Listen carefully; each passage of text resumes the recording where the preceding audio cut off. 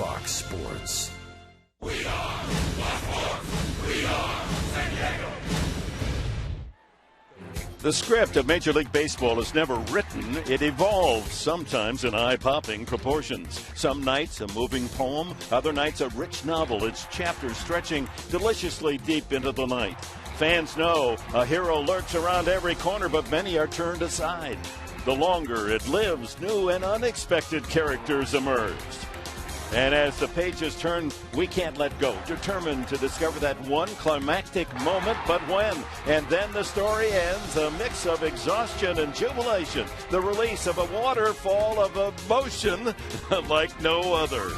And that's just chapter 1 of a trilogy. Blue Jays, Padres, Book 2 begins tonight.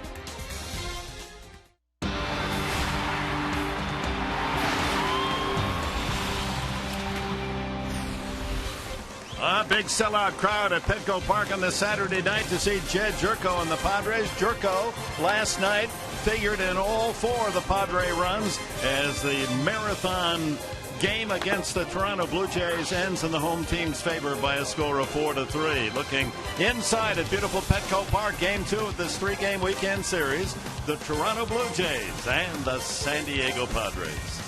And good evening, everyone. And with Mark Grant, Dick Enberg, pleased you're joining us on this Saturday night. Well, what a game and what a marathon. It's a marathon weekend here in San Diego. A game that lasted 2 months. It began in May and ended in June, and the Padres finally got the June bloom. Both teams wanted to win, obviously, but I tell you what, when you win that one for the Padres, you come in through those clubhouse doors, the aches and pains seem to go away a little easier. Everybody's fired up to take game 2. And the key to the victory for the Padres with a 3-3 tie in the 5th inning, the bullpen. And look at the contributors: Tyson Ross, Joe Thatcher. If you had to pass out some stars, yeah, chop up that star and give them to the arms of the bullpen. Why? Because each individual reliever that came in made one certain pitch that made a big difference in that ball game. Whether it was a strike him out, throw him out, was it a double play, was it called looking, was it swinging. Clayton Richard gets an extra star for getting his first win. A great job collectively by the Padres bullpen. 11 2/3 innings without giving up a run. The bullpen, that's the best long effort by any major league team bullpen this year. Well, with Clayton Richard having to go out into the pen and get his win, roster moves. Robbie Erlin will start tonight in Richard's place. Richard will pitch in Los Angeles. Tommy Lane called up from Tucson. Nick Vincent, great job, but he has to go back to Tucson in this musical chairs game. And Houston Street is on the DL. What I like about this move is that Tommy Lane adds an extra left-hander to the bullpen with Joe Thatcher, and also Houston Street on the DL. Look for Luke Gregerson to grab that ball in the 9th inning if there's a safe situation. So Robbie Erlin, the youngest of the Padres, just 22 years of age, acquired a couple of years ago in the Mike Adams trade to the Texas Rangers. It's his 3rd major league outing. He pitched just 2 innings in 2 games, 1 inning in relief each time, and a big night for Robbie Erlin. Well, what's up next? We're coming here for Petco Park. It's going to be game 2 of the series. And the injury report, that little white missile can cause some damage. Houston Street not injured by a hit batsman, but the Padres were. We'll have that report coming up.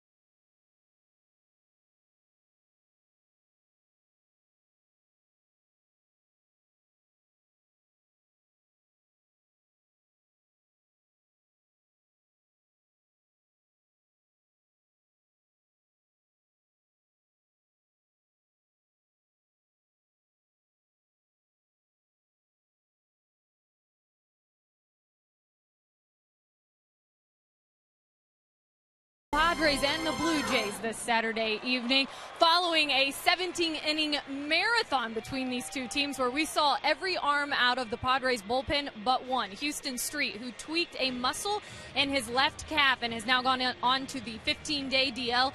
And Buddy Black explains how they'll handle that situation. We didn't want this to turn into a situation where if he pitched in the next few days and he had to, break off the mound quick, cover first, that it would, I think he was in jeopardy of maybe doing something a little bit more major. That is your Geico quote of the game. Also worth noting, Yonder Alonso, who was hit in the hand last night, is available this evening. Still a little bruised, but can go. Coming up, it'll be the rookie versus the veteran, Robbie Erlin, taking on Mark Burley. Ahead with the call, it'll be Dick Enberg and Mark Grant. We'll see you right back after the break.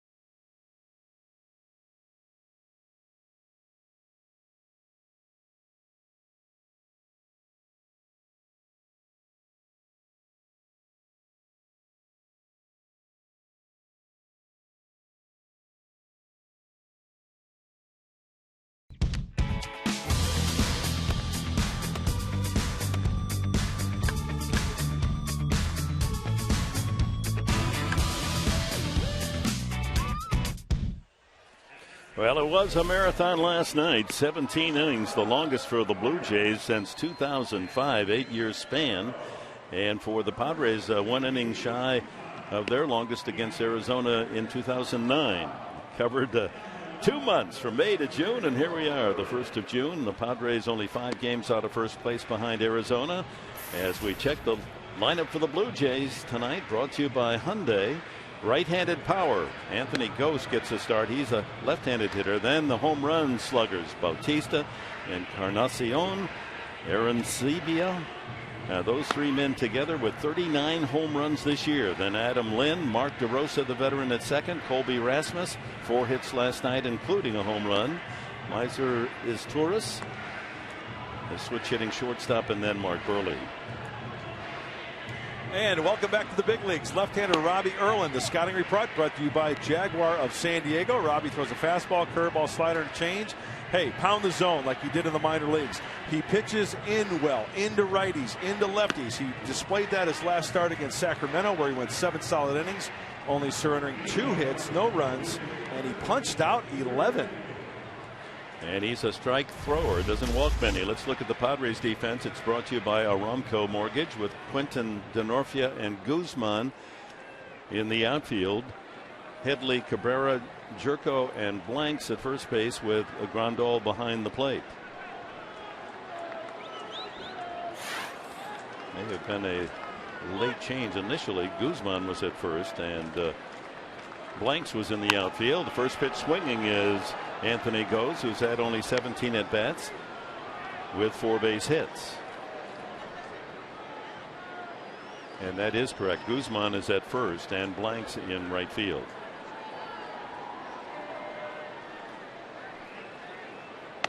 Well, 1-1. 90 miles an hour. He will top out what, 91, 92? Exactly, Dick. He'll live around 88, 89.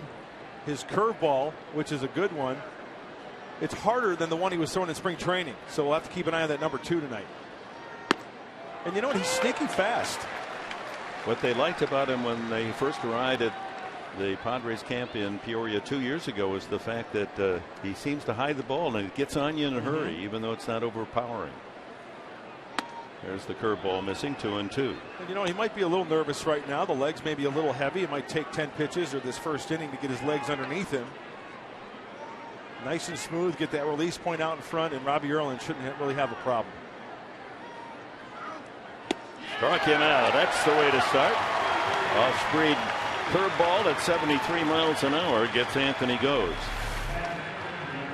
He wanted it down and away, but there's such great tilt on that curveball. It's on the inner half of the plate. It actually ties up Anthony Goes. So Anthony goes back to the dugout. And now the real test for young Erlin tonight. Bautista, Encarnacion, and Aaron Sebia, 3 right-handed hitters who can go deep. There's Bautista with 12 homers. Encarnacion has 15, including a rocket last night. And the catcher, Aaron Sebia, has 12. And a looper, a soft line drive. That one squirreled its way right to Jerko. That had a lot of English on it. One thing for sure about Robbie Erlin, you know, Dick, we mentioned Bautista, Encarnacion, Aaron Sebia. We can go on and on. I don't think those names or those hitters are really going to intimidate Robbie Erlin. Here's Edwin Encarnacion. Last 17 games hitting .361. Look at this home run last night. Talk about a line drive into the first balcony and left. Number 15. That was off Jason Marquis, the starter. See those first 2 pitches? Robbie Erlin is not afraid to go inside to those right-handed hitters, even if your last name is Bautista or Encarnacion. Southland Technology, sponsoring our Fox Track, shows you 1 and 2 strikes up and in. That one off the mitt of Grandal to the screen. A puzzling statistic. Here's a team with its true power from the right side. You would think they'd be eating up left-handed pitching, but there's 7. Fly ball to right field, and tracking it down is Big Kyle Blanks. Against left-handers this year, they're 4-10 and 0-5 on the road. That's good news for Erlin.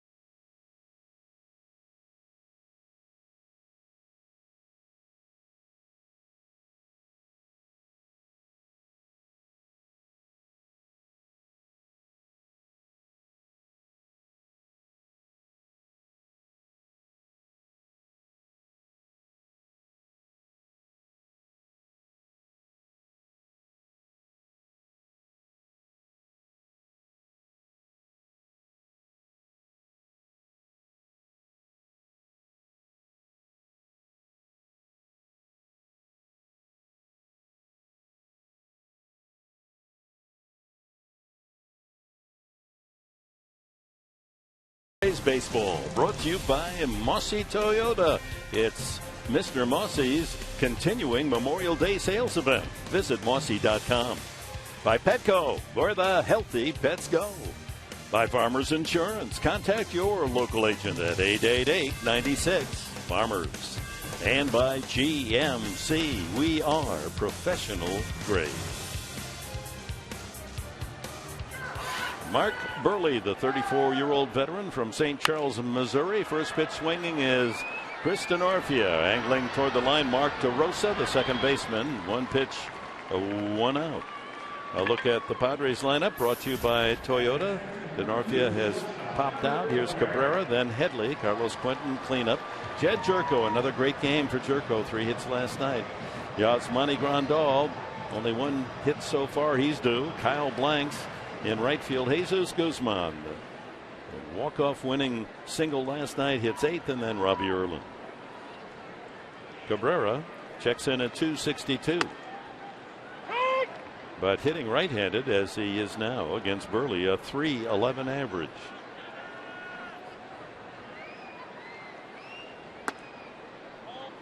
One ball, one strike. He likes to work quickly, Mark Burley. That's not a bad thing. No, that's a good thing. I know the Padres won last night. It was one heck of a victory. Everybody pulling on the same end of the road. But it would have been interesting to see Clayton Richard up against Mark Burley. They were teammates with the White Sox. And Clayton even said, you know what? Because he works so quickly, I started to incorporate that when I got to know Mark Burley as a teammate with the Chicago White Sox. Yeah, the two of them matched against each other. We might be out of here in 2 hours. Randy Jones and Jim Kitty Cott Cat. There you go. Jimmy Cott. What is it about left-handers that go quickly? 2-2. Up high. Full count to Everett Cabrera. He leads the Padres in free passes. He's walked 26 times this year. Padres closing out May with a winning record, 15-13. They have pushed their way up the standings, just 5 off Arizona. Ground ball, left field, base hit. Cabrera with the first hit of the game. And the top base stealer in the National League aboard with 1 out. A look at the Blue Jays defense. It's brought to you by Hyundai. Ghost in left, Rasmus in center, Bautista in right. And Encarnacion is Turris, DeRosa, and Lind on the infield around the horn with Aaron Sebia behind the plate handling Mark Burley. Rasmus, 4 hits last night, and a great catch and a home run, his 9th of the season. Headley flies one down the right field side, a long run by Bautista, catches it in fair territory. Boy, they're going after the first pitch, the Padres, here in the first inning. Well, let's take a look at the scouting report. Veteran left-hander Mark Burley, the 34-year-old, making his 12th start. He's a crafty left-hander. He's going to try to keep these hitters off balance. You have to stay back. You have to let the ball travel. We've heard Mark Sweeney talk about that. You don't want to start lunging. You'll jam yourself off the end of the bat. Some weak ground balls and fly balls. This is the career record of 1-0 against the Padres. 2 starts for Burley. He's got pretty good numbers. Yeah, 16 2/3 innings, allowed only 1 run. Here's Quinton, 5 home runs and a .211 average. You have to keep an eye on that fastball, the cut fastball, the changeup, and the curveball from Mark Burley. Mid to low 80s on the fastball. Kind of moved does Burley have? There it is, and just back in time is Cabrera. As soon as he lifted his leg, you're making a good call there, Dick. And Cabrera back safely. Pretty darn good move. With 2 outs, Cabrera certainly a threat to steal, and Burley keeping a sharp eye on the 19 steals of Cabrera. Leads the National League, American League, and Major League leader Ellsbury of Boston with 21.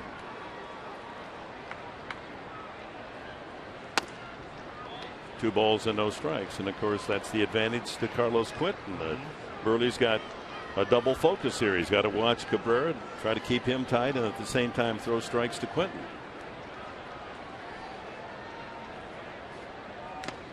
Off speed and way out in front. 77-mile-an-hour changeup. So as a hitter, Carlos Quentin, who was a teammate of Mark Burley's with Chicago, I mean, what's going on here? The thinking, is Burley saying, hey, I know his weaknesses, I should stick to my strength? Is Quentin thinking, okay, I remember talking to him back in the day, and this is what I told him what I didn't like. Will he incorporate that? Oh, the cat and mouse game continues. Former teammates squaring off. 2 balls and a strike now to Carlos Quentin. Burley has been a steady performer for the last dozen years. Foul back. 12 straight seasons. Burley has been in double figures in wins, 10 wins or more. And he's started 30 times or more in all those 12 straight seasons. So he's a workhorse. 2-2.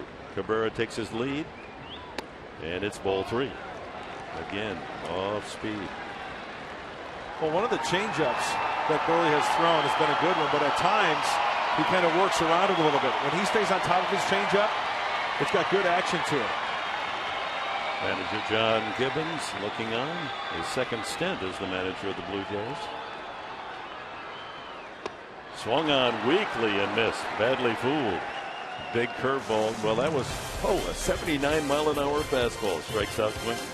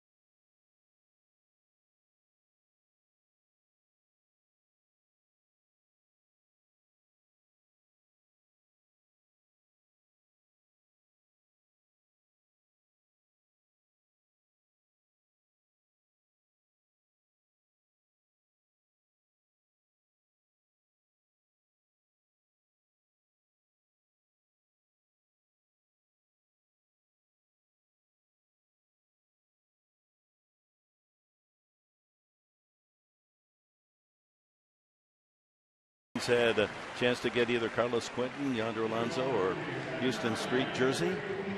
It's brought out a big house. College baseball score involving the 2 locals, and USD defeats San Diego State 6-3. That eliminates the Aztecs. And USD will wait for their next opponent, either Cal Poly or UCLA. They play tonight. Line drive right field, but it's carrying, and the catch made by Kyle Blanks. First pitch hunting, Aaron Sebia lines out. All right, hit hard, and Aaron Sebia got extended a little bit. It's all about adjustment. See if Robbie Erlin can make an adjustment on the next pitch to Adam Lynn. And he knows. He went over the scouting reports with Darren Balsley, the pitching coach of the Padres. Every little nugget that he needs to know. He's got to rely on Grandal also behind home plate tonight. That 309 mark leads the Blue Jays. Adam Lynn, the first baseman. Both teams making roster changes today after the marathon 17 innings. Both going down to the farm club for added arms. That one ripped to right, and that's going to fall for a base hit into the right field corner.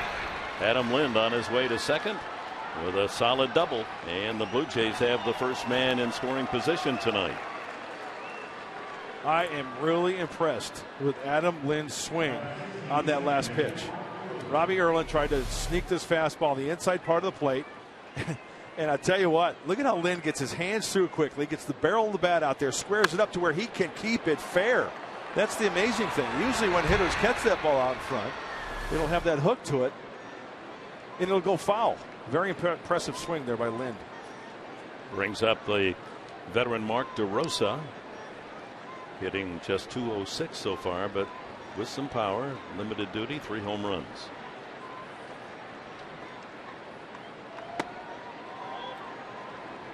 Over but low. DeRosa entered the game last night as a pinch hitter and grounded out. He's had a nice career, Mark DeRosa, 17 years.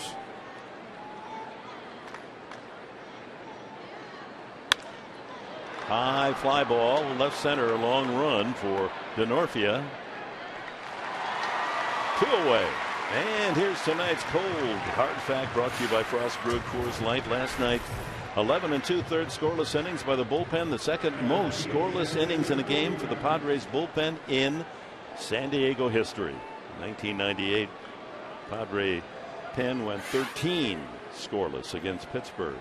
And that'll make Buddy Black, the manager of the Padres, and the pitching coach Darren Balsley, very happy seeing those numbers. Colby Rasmus, the Padres had trouble getting him out last night. 4 for 7.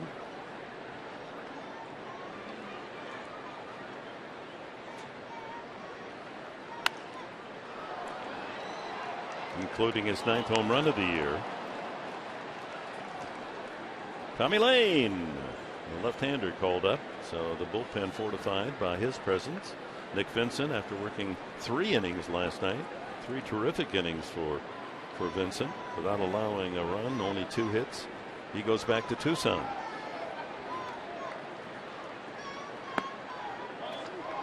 It's a different world, baseball, in the last 10 years with the specialization, and you have a middle reliever, you've got the 7th inning man, your 8th inning holder, your 9th inning closer, and in a game like last night where all the arms were active for both sides, both managers said, get me help from the farm system.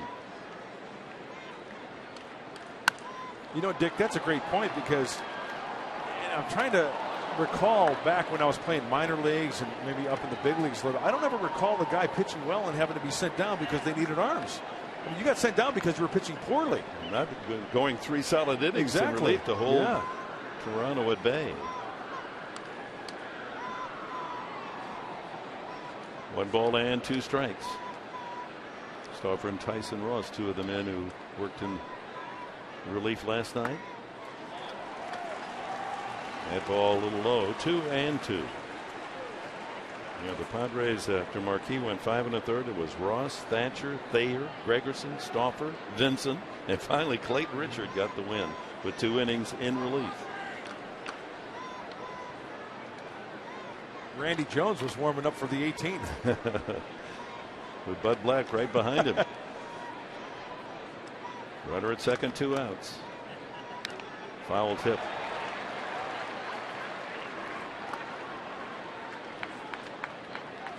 Rasmus with that 4-hit effort last night, raising his average up to .251. Former top draft pick of the St. Louis Cardinals.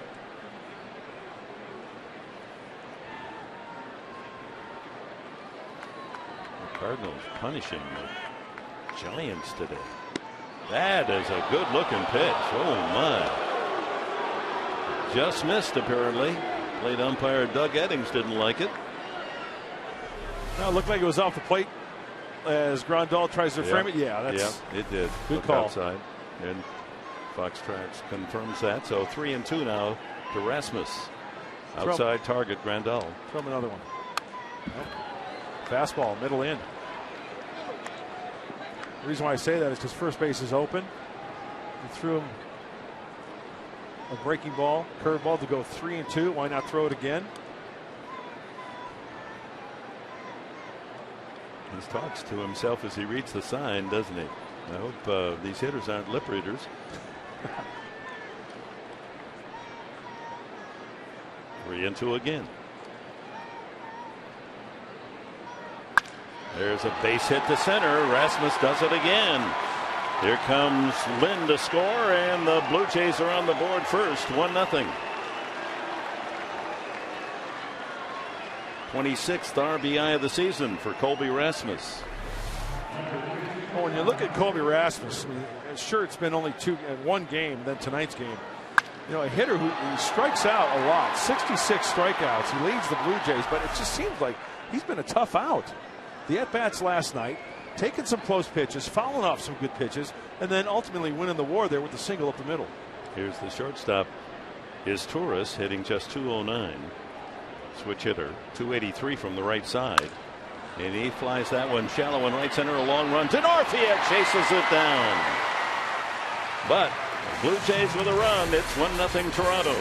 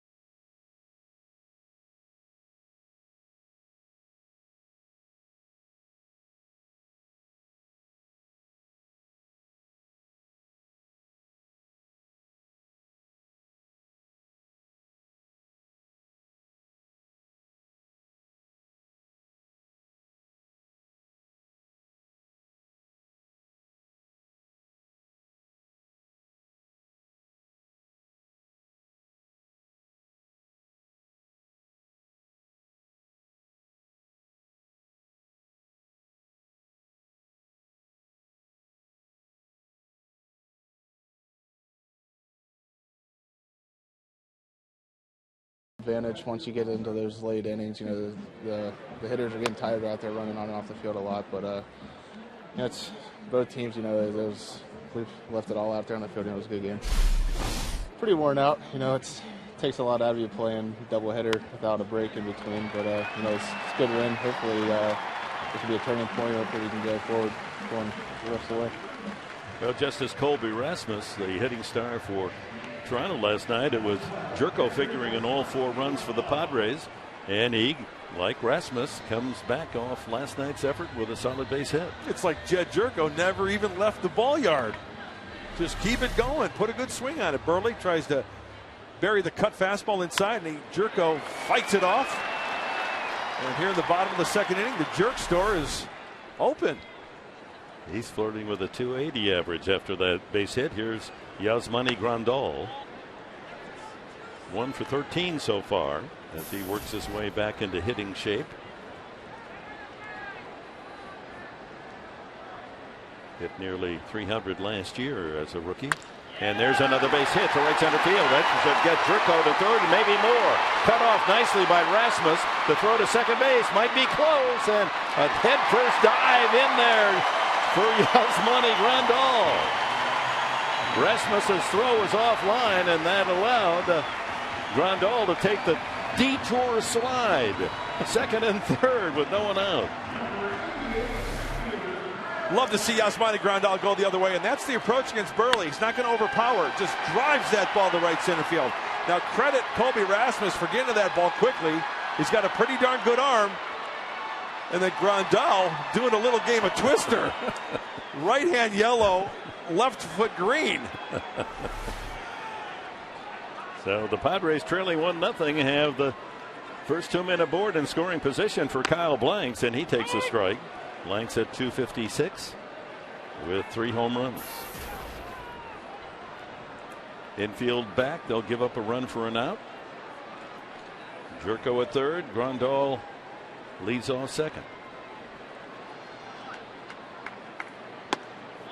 Up and in. 85 on that fastball. That's about tops for him, huh? Yep, 85-ish. But he's going to try to manipulate that baseball where he get a little sink on it, get a little cut when he throws that cutter. The changeup and a curveball. Broken bat ground ball left side. Tough play. And a base hit for Blanks. And the Padres tie it at 1 as Jerko comes in. Well, good direction by Kyle Blanks off that broken bat wide of third. And Encarnacion got to it but couldn't make the play as Jerko ties it up at 1-all. 3 straight hits for the Padres here to open the second. Well, Encarnacion gets his feet tangled up a little bit. He catches the ball cleanly. In the glove, you can see he has the baseball, loses the baseball. And the 88 train chugging down the track. Give it more coal. Get going. And he beats it out for the base knock. Shoveling that coal down the first base line. First and second, no one out. Creates run in to tie it. And here's Guzman. Such a popular player in the Padres clubhouse. He pulls for everybody, and he's had his troubles the last 3 weeks or so collecting hits. 195 is average, but he's had 2 huge pinch hits, that grand slam in Tampa and last night's walk-off winner. And the other 24 guys couldn't be happier for Jesus, because he's happy for them when they do well. No question about it. It goes to show you, like you said, Dick, what kind of a teammate Jesus Guzman is when everybody's rooting for him. And you could see the reaction when he came through with that big hit last night. Hardly gallant, however, in the post-game interview. As he pulls our Kelly Crawl and uses her as a shield. Come on, Jesus. Here's the base hit up the middle. 17th inning. Chased in the winning run. Jerko, who else? And then the celebration. And the post-game interview. Look at him pulling Kroll as a shield. What kind of man is that? Guys, that was so cold. So cold. Swing and a miss. Guzman way out in front of that slow changeup. Well, I talked with Guzman and Alonso, have been throwing the Gatorade and the water all over Kelly in this homestand, and they're going to make amends, Kelly. That's what I hear. I'm expecting a pretty awesome shopping spree coming up. I'm talking about a whole wardrobe for you. I'd love that. Keep pulling for that, Dick. I'd love for that to happen. I think your buddy Black's even in on that. Yeah. Said the clubhouse could chip in for me. Yeah, it's well deserved, no question about it. And I'm well trained. My wife is going to be a first ballot Hall of Famer into the shopping Hall of Fame. Unanimous choice? Oh yeah, she's in as soon as she's eligible. 3-2 now to Guzman. 2 on, no one out. Infield back looking for 2. Struck him out. High off speed again, a changeup. He got away with one up in the letters. 1 out. So that was last night. Wednesday night it was Alonso, and that'll really make that white outfit of Kelly Crawl. You know, he kind of completes the whole outfit, Kelly. He gets that a little speckled, and then last night, at least it was the water last night.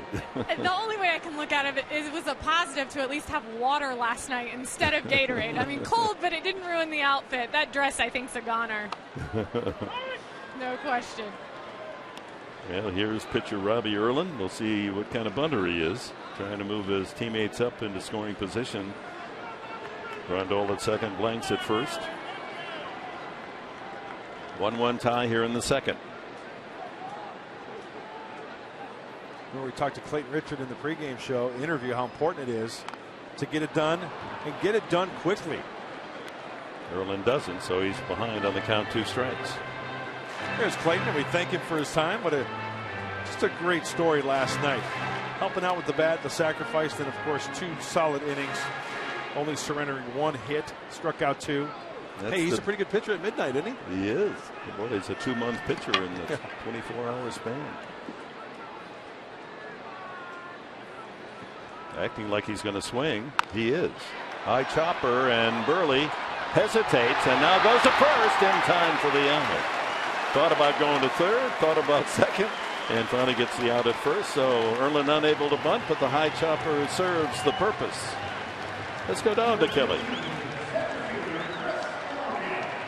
Well, obviously Clayton Richard played alongside Mark Burley in Chicago with the White Sox in 2008, and he said, you know, he's not a guy who's going to take you under his wing and explain to you how the game's played, but he's a guy that shows you by example. And I picked up a lot of things, not only from the way he works quickly on the mound, but I don't know if that pickoff move to first looked familiar to you guys. We saw it from Burley earlier. That's exactly what Clayton Richard looks like when he's out there. So certainly a guy he watched there in his earlier years. Yep, good point. So second and third for leadoff hitter Chris DeNorfia. 2 outs. DeNorfia swung at the first pitch and popped to second, leading off the first inning.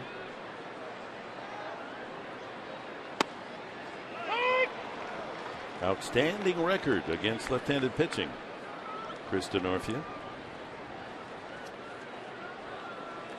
2 outs, runners in scoring position, 500. How about that?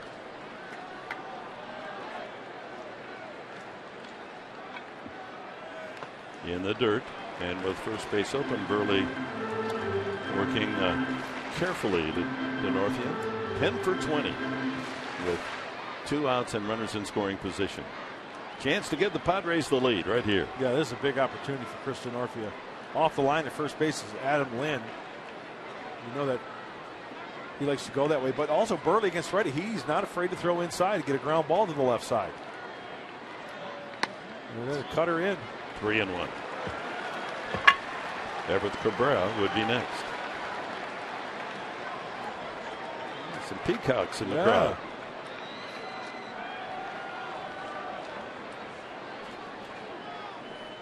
Grandal at third, Blanks at second. In there. Change up. He'll mix it up on you. You know, Chris DeNorfia in the back of his mind, he sees that first base is open there. Burley is not going to throw him a fastball, I would think, for a strike at least. He threw Guzman a changeup, a high changeup to strike him out. But he loses DeNorfia, and the bases are full of Padres. First walk from Burley.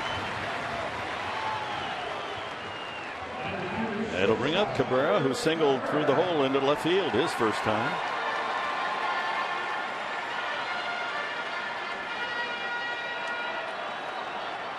Padre over every pillow with a run home here in the second. Grandal at third, Blanks at second, DeNorfia at first.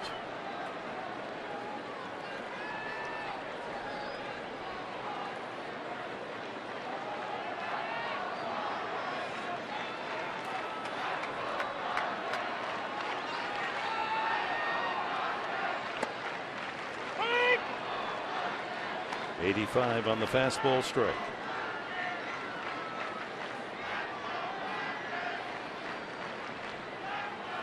Always have to be aware of a pickoff, especially first base. Lynn playing behind the runner, DeNorfia. You got the front door open with the right-handed hitting Cabrera. You get too big of a secondary lead, he can sneak in there behind you. Got to be heads up. Believe me, Dave Roberts is in the ear of Chris DeNorfia.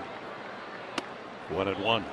They bunch Cabrera in the outfield. They give him the entire left field corner. Yep. And well off the line and right is Bautista. So you can see the 3 outfielders. They're crammed towards center. So if he can pull the ball, Padres could pick up more than 2, maybe 3.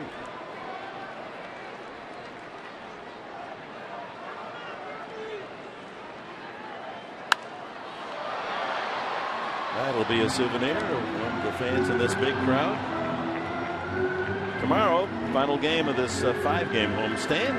Final game of this series. Edinson Volquez on the mound against veteran Ramon Ortiz, just called up from the minor leagues. The scheduled pitcher tomorrow, Brandon Morrow, came up with a sore forearm, so he's been placed on the DL by Toronto. So Eddie goes for win number 5 tomorrow, 1 o'clock, Military Sunday.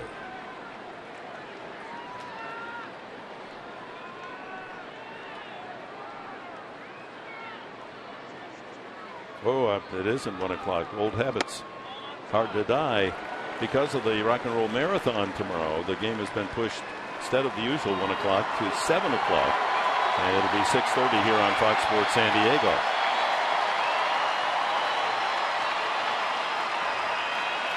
Two balls and 2 strikes on Cabrera. Bases loaded. 2 outs here in the second.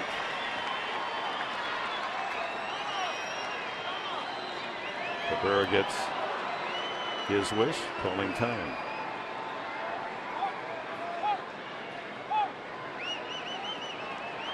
Chase Headley waits on deck.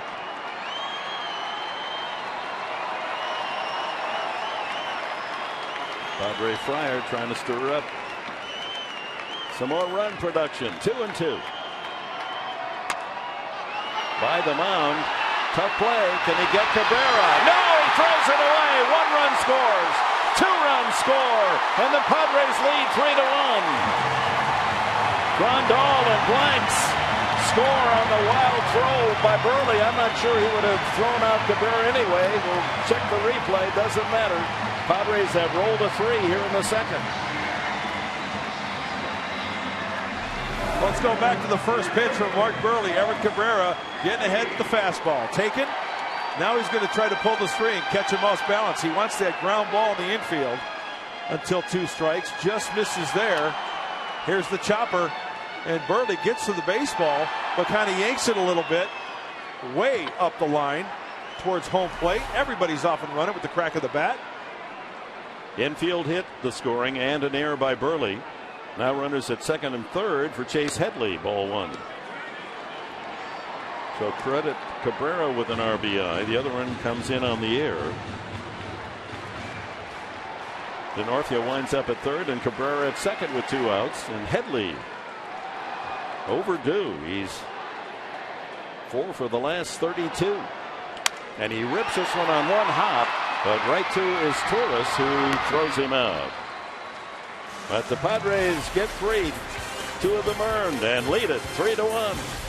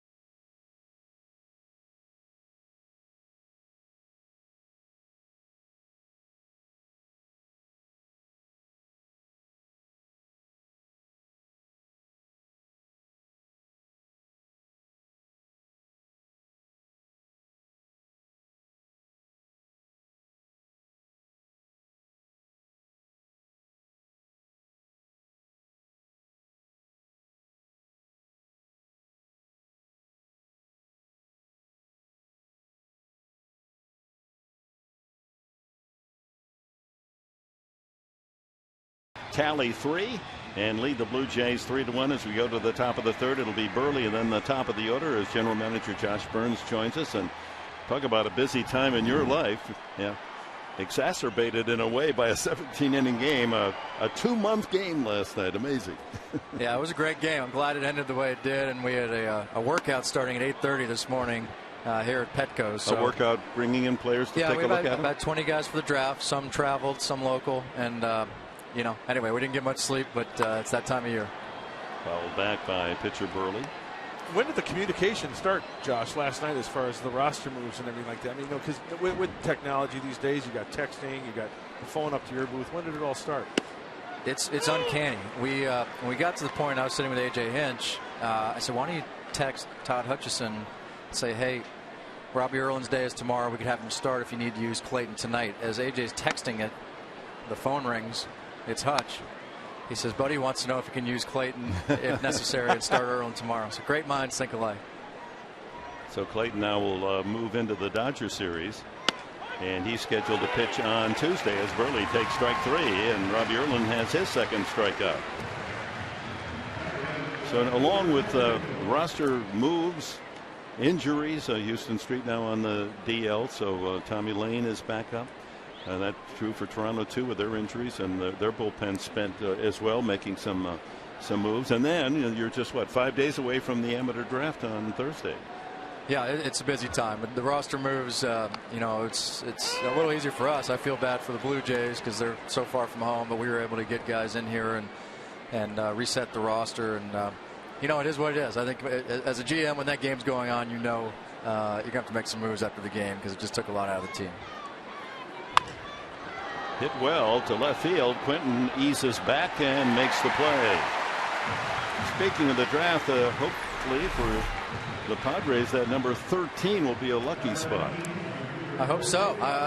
Paul Konerko, Manny Ramirez, Chris Sale, all lucky 13. Right. So let's do the same. We're working hard at it. Our guys have done a great job. We're excited about it, and it's so important. I'm really encouraged by some of the young players. Some we've drafted and developed, some we've acquired. But we've got good young talent on the field, and this is where it starts. Is it one certain position, Josh, that you're looking for? Or is it when you get to 13, hey, whoever the best is that we feel, you take? I think it's just the best guy. We're always saying let's bet on the best career. It's not so precise. We're fitting into a 25-man roster, so it's really just the best guy. This is Jose Bautista hit a soft liner to second base his first time. Well, that young third baseman over at USD, they're raving about him leading the NCAA in home runs. Will he still be around at 13? He's so good. I didn't go see him this spring. I don't think 12 teams are going to pass on him. But he's the real deal, huh? He is. It's a great accomplishment for him and the program. I know Ron Fowler's excited about it, and we'll see. He has a shot to be number 1, which is quite an honor. USD beating San Diego State today 6-3 to lengthen their life in the NCAA baseball tournament. They play either UCLA or Cal Poly. They play tonight. On the inside corner, Bautista caught looking. Josh Burns is our guest. You can stay for another half inning. All right, we'll be right back. Petco Park, the scene, and the Padres lead it 3-1.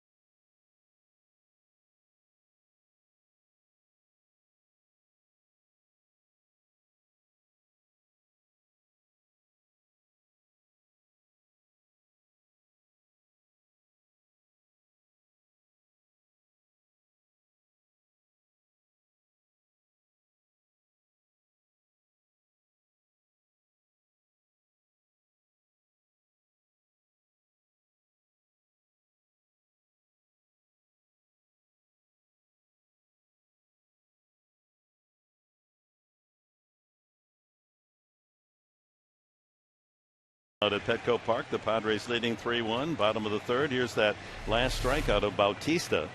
Robbie Erlin is not afraid to throw the ball inside, and nobody's seen it more probably than Josh Burns hearing from his scouts. But I think that's a big pitch, Josh, that is going to help Robbie Erlin. And how about the way Grandal framed that pitch? Yeah, all the above. And Burley's a great example. He pitches in to go away and vice versa. And Robbie at his age does a good job of it. So there's so many questions to ask you. Cameron Maben's on a rehab assignment in Tucson. How's that progressing?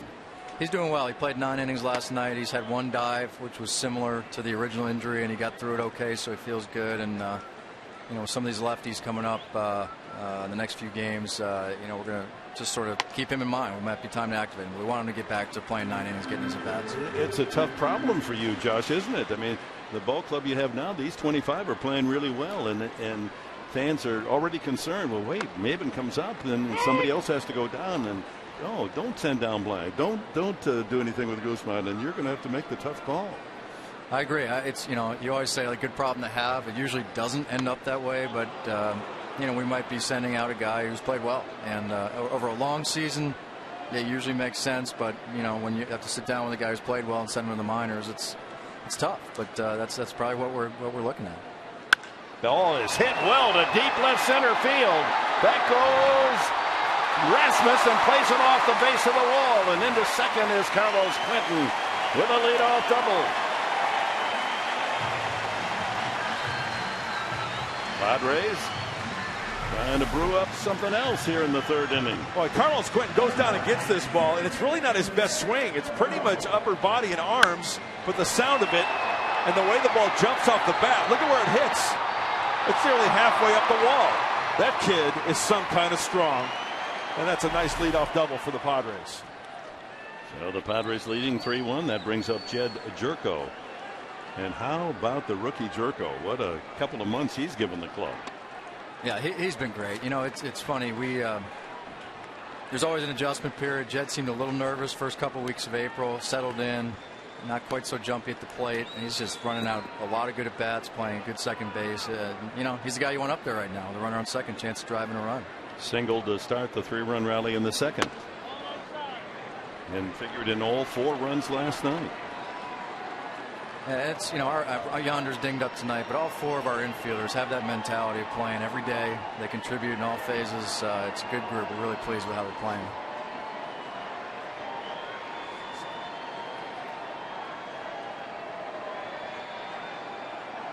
Ground ball to 3rd, and Encarnacion goes across, and having to hold at second is Quinton. So you look at the rookies in the National League, and Jerko at the top of the list. Actually, those are the major league list. Jerko leading all rookies. Is this something you envision, Josh? Yes, and you know, he's always hit. To be honest, I think his power, how far he's hit some balls, has surprised me. I mean, he's hit the one to dead center, the one in the upper deck here, and it's all fields with the power. He does, and you know, it's he's a threat. Grandal, a chopper to Encarnacion, a nice big convenient hop, and there is 2 away. Kyle Blanks will step up. The other question that I hear as I roam around San Diego is fans love trades. I mean, and you know, first you got the amateur draft, and then the trade deadline down the way, or you can make a trade at any time, of course. They're saying, are they ever going to be able to get one more starting pitcher? Or is there one looming in the minor leagues? You know, I think that's it. I think if we can go outside and get one, you know, takes a team that's played a little above 500 for about a year now, and it would make us a lot better. We feel like some of it's from within, some of our young guys, some of our guys coming back from injury, but that's definitely what we're looking at. I think if we can strengthen that area, our team can take another step forward, and you know, talk to some GMs. And again, this time of year, we're still assessing a little bit, and there's so much parity around the game. I don't think it's a traditional buyer seller. It's probably teams that are still kind of in it, trying to make a trade that makes sense.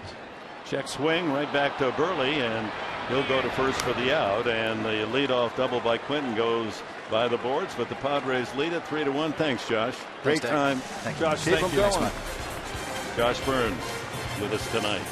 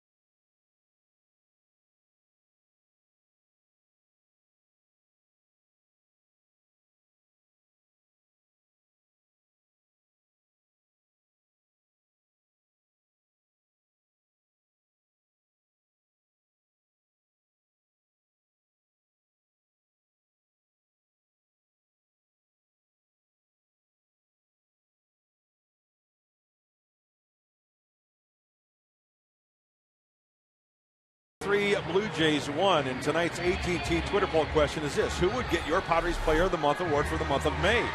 Use the hashtag Donorfia, Gregerson, Jerko, Marquis, Stultz. Great choices, a great argument for each one. Use the hashtag, get on Twitter, help us out with your opinion, and most of all, thanks for playing. Well, keep looking at that. Jerko isn't smiling yet. Somebody's got to vote for him just to make him happier. I mean, he should be a happy young rookie the way he's playing. That's what I love about the kid. Just an even keel. And another happy customer. Fans with their jerseys given away tonight by the Padre management and Petco. Encarnacion fly to right his first time and backs him off the plate with a fastball. 90 miles an hour does Robbie Erlin. He's allowed a couple of hits and he struck out 3.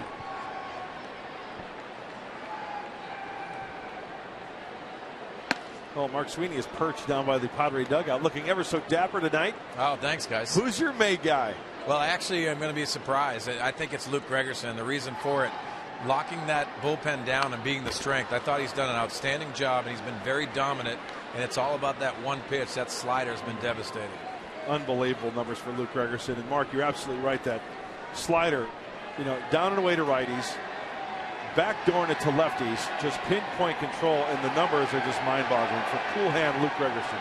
2 more perfect innings last night for Gregerson. Slow curveball. Encarnacion now works the count full. Gregerson has tossed 15 1/3 consecutive shutout innings. Last 16 games hasn't given up a run. Out of play. Come on, smile, Jed. Even the gritty Marquis got a wrinkle of a smile. Yeah, and everybody's got an argument there. So who are you going to vote for? Use the hashtag. Back with the 3-2. Robbie Erlin pops him out. First baseman Guzman straddling the line, and that ball really came back into the field of play. 1 away. Good changeup from Robbie Erlin, and down and away. Look how far in front Encarnacion is. He's geared for the fastball. Guzman drifting and making the catch. Brings up the cleanup hitter, catcher J.P. Arancibia. Lined out to right fielder Blanks the first time. And again, just as you indicated in your scouting report of Robbie Erlin, this 22-year-old, although he doesn't have overpowering stuff with a fastball, he's not afraid to come up and into the right-handed hitters. Absolutely. He's got to do that. Another pop-up that's out of play. That might even make the upper deck behind home plate. And if he could command it down and away, you get that fastball. And Mark Sweeney can chime in on this. If you got a fastball pitcher who only throws 90, 91, and he buries it inside, and then you start looking for it, Mark, and then he can pepper it outside for a strike, I mean, good luck. Yeah, Mark, I think you definitely have to move people's feet. You have to be aggressive inside, but also establish that inside thought to hitters. And I think that is such a huge thing. If a hitter thinks inside, it opens out the outside corner. I think Darren Balsley loves that. Hit to center and hit well, but Denorfia's got a big pasture out there to roam. 2 away. Mark Sweeney, I think we just saw what we were talking about. 2-1 pitch. Robbie Erlin throwing some pitches inside right to Arancibia. But look at the glove of Grandal. Look at the pitch. Out there, outside corner, takes all the strength out of the swing. It's all upper body off the end of the bat, and hence a routine fly ball to center field. Bases empty, 2 gone to first baseman Adam Lind. He scored the Blue Jay run after a 1-out double in the second. Came home on a 2-out single, Colby Rasmus. On a hot streak the last 8 games, Lind. Oh, breaking ball has him backing off for a strike. Yeah, Mark and Dick, so many hitters do not want to get embarrassed with a pitch inside and beat by a fastball inside. So you'll cheat at times. That opens up the outside corner, and you see those lazy fly balls tonight. That ball hit well to deep right center. Denorfia on his horse to the wall, and it's gone. Adam Lind into the sand pit, right center field. And it's a 3-2 game. Lind 2 for 2, a double, and now a home run. His 5th of the year. It looked like an 0-1 curveball. Might have been a slider. You know, it might have been a slider. Had a shorter break to it. Adam Lynn gets extended.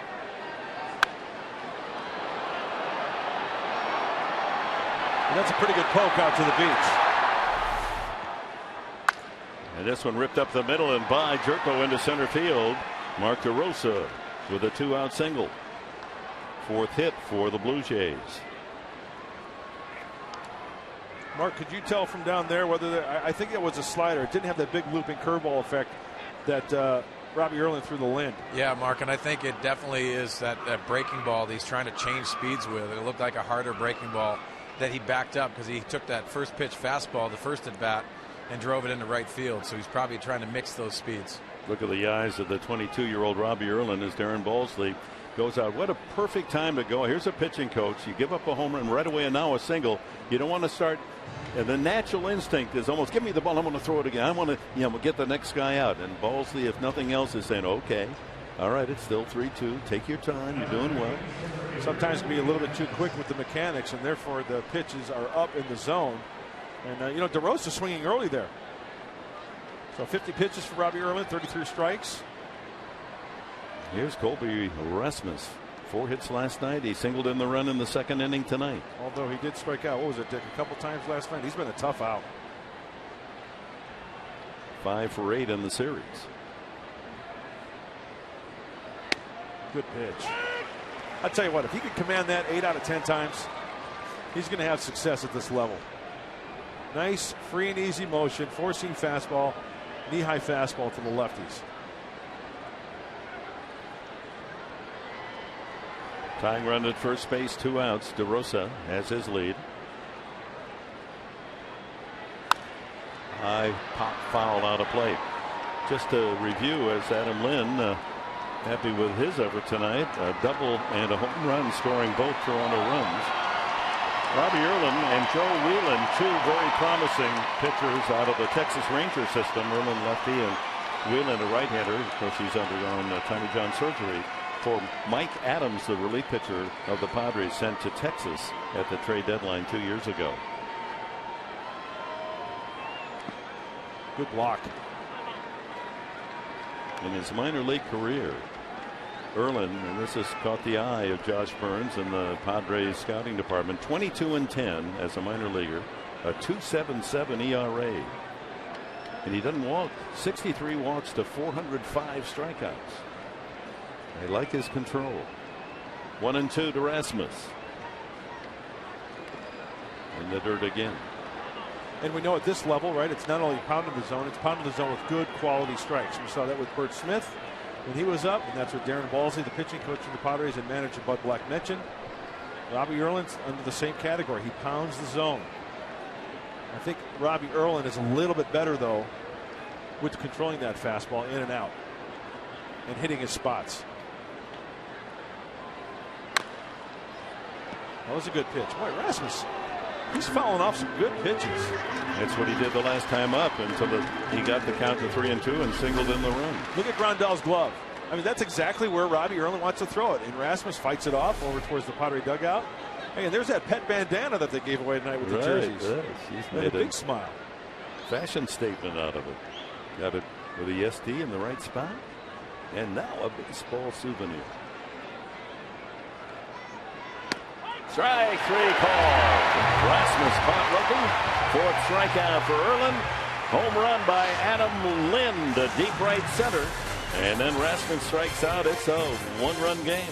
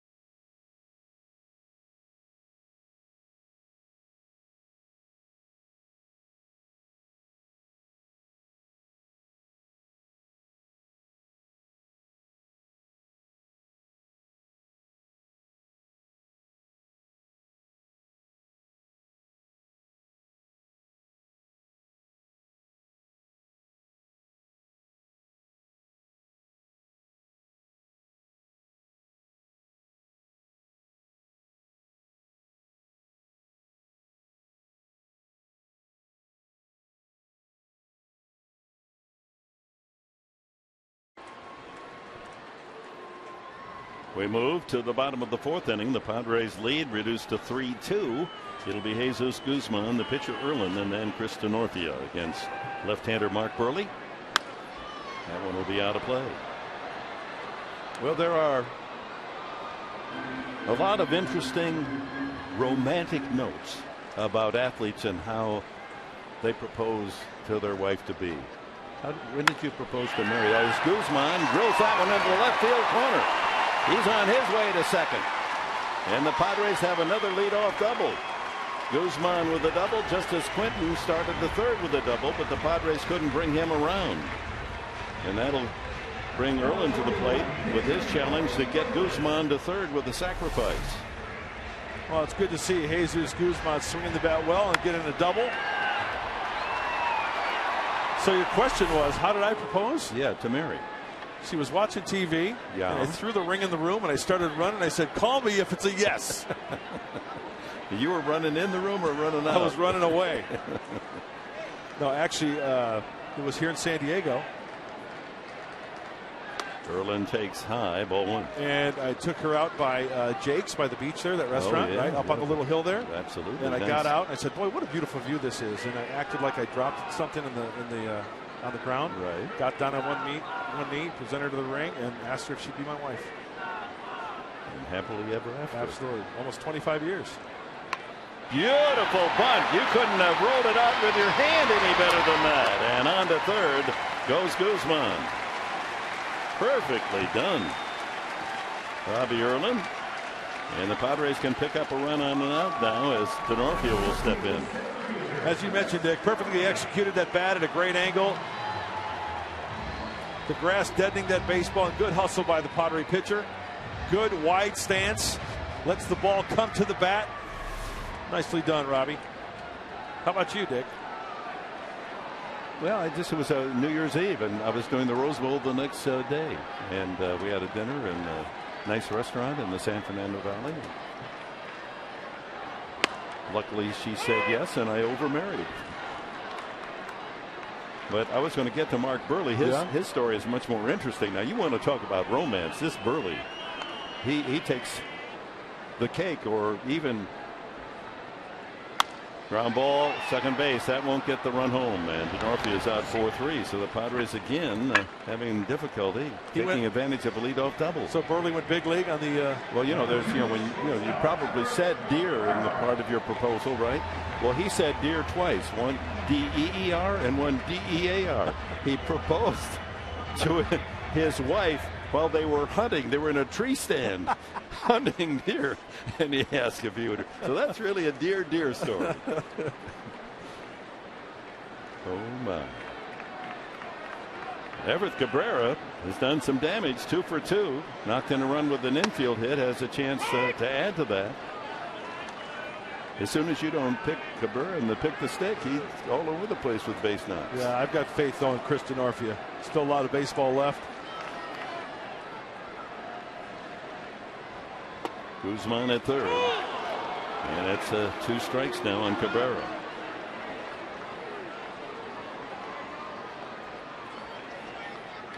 Quinton led off the last inning with a double, but Jerko, Grandal, and Blanks all grounded out. Guzman with a leadoff double, was sacrificed to 3rd by Erlin.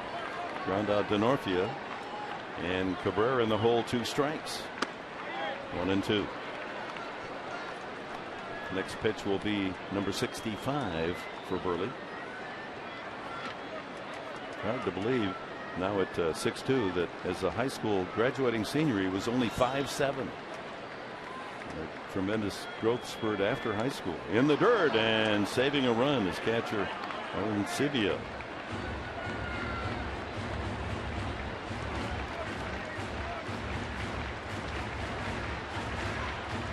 Mark Sweeney, I heard you got engaged at the rodeo. Yeah, I heard you're a rodeo clown. Actually, I got engaged on New Year's as well, Dick, and we had a party. I actually went out front of my house and got on my knee as well, Mark, and proposed. I've never been happier. Oh, how nice. We're all lucky men. 2-2.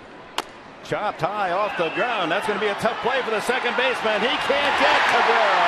Another infield hit and knocks in Guzman. 4-2. 3 for 3 for Cabrera. And a couple of scratch infield hits using his blazing speed.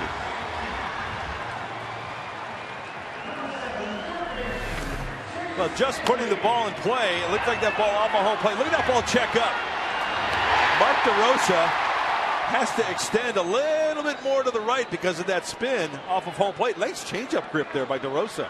Good circle change. By that time, Cabrera was a step beyond the bag. So 3 for 3 for Cabrera and 2 infield hits knocking in runs. Got to go. He knows the race is on. He's looking at the bag and not looking at DeRosa. Extending the inning. Nicely done. And now a threat to steal. 4-2 Padres. Headley, the hitter, has flied to right and grounded to short. Pretty good pitch by Burley, but he doesn't get the call.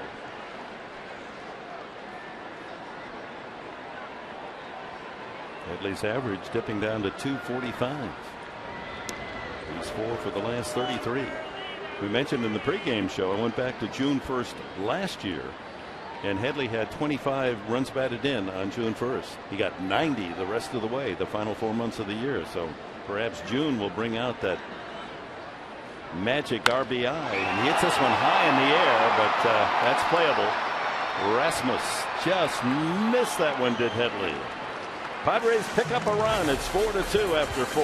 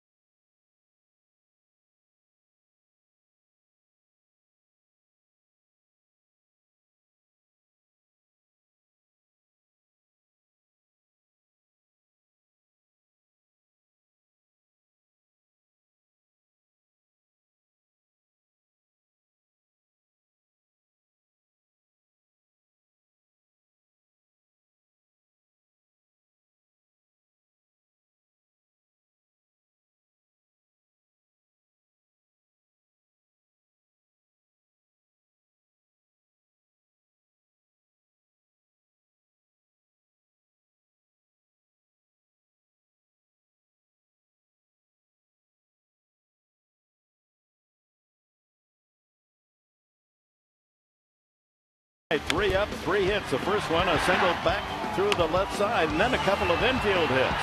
This one beats out the hit, and Burley throws it away as the Padres get a couple of runs.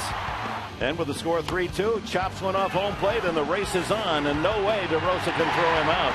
And the Padres get another run as Cabrera has his 21st and 22nd RBIs of the season. You know, he's the second to Alonso most runs batted in. And look at that. That's great. 5 pick-the-stick points tonight for Eric Cabrera. You picked him for 2 straight weeks. Line to Headley. His tourist rips it right to the glove, the gold glove of Chase Headley. And every pitcher needs one of those. You know what that is? As we take a look, Headley. H.W. That's a big league hang with him. Right, Mark Headley? Mark Headley. Mark Sweeney? Yeah. Oh, I love the changing of the names. That's my favorite. I think that'd be good. We ought to all, once a week we just change each other's name. Sure. Well, how frustrating is that, Mark, when you square one up like that right at somebody? Yeah, especially him faking the bunt and bringing Chase Headley in there. The reactions at third base, outstanding by Chase Headley. Burley, as you can see, struck out his first time, 1-1, and that one's on the corner. Boy, he's getting the call. Off the plate there, Doug Eddings, the home plate umpire. Hey, go right back out there for the strikeout.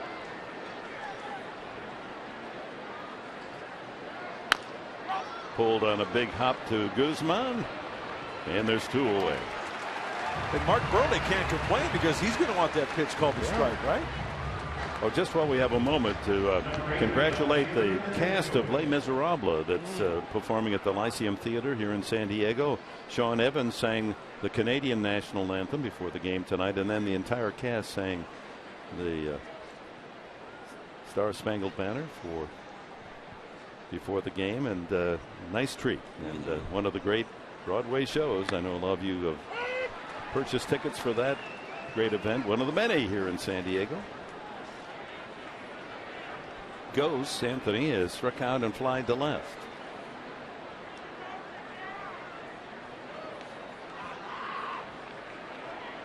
Boy, that song, Bring 'Em Home from Les Mis, is just such a hauntingly beautiful song, and in a way it even applies to this game. Bring 'Em Home. That's what Everett Cabrera's done a couple of times.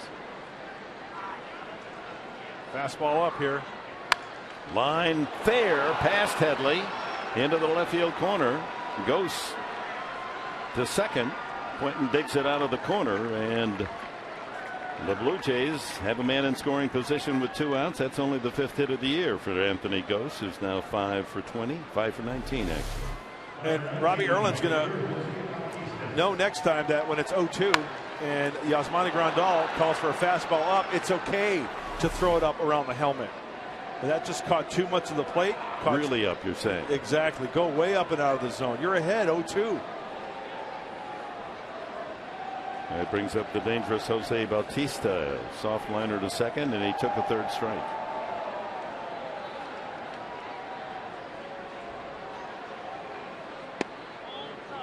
Comes inside and misses.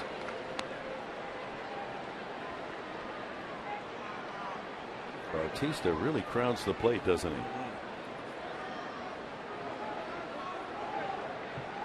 That means he likes the fastball in. Out of play.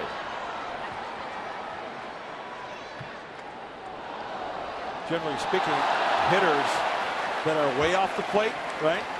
They like, and you think you could just go away all the time. They like to dive out there. Guys on right on the plate, you think, oh gosh, they're going to try to cover that outside corner, but they like to spin on it and they like that ball in.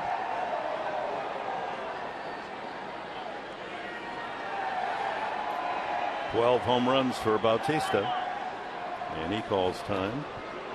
Mark, one of those guys that liked to be on the plate was Gary Sheffield. I'm sure you spent plenty of time with him. Yeah. It's so impressive how he handled the inside part of the plate. And Mark, the opposite of that, you know who was way off the plate and like to dive was, remember Tim Wallach? Of course I do. Third base coach for the Dodgers. Yes.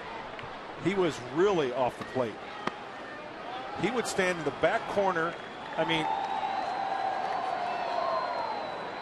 he would be so far. Tim Wallach would be back here. But he would dive towards that part of the dish and cover that outside corner.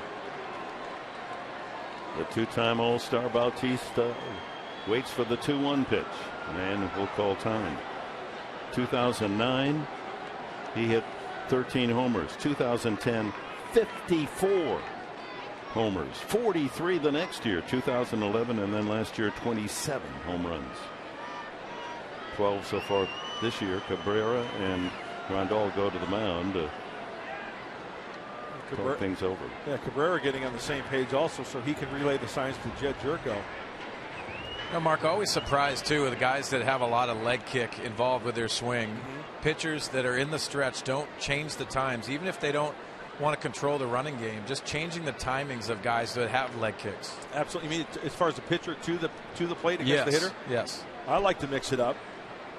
Not stay with one certain. I mean, that's a great point, because a hitter times the pitcher. They see the leg kick. If you shorten it up, I wouldn't even mind a guy using a slide set with nobody on base if they go from the stretch all the time.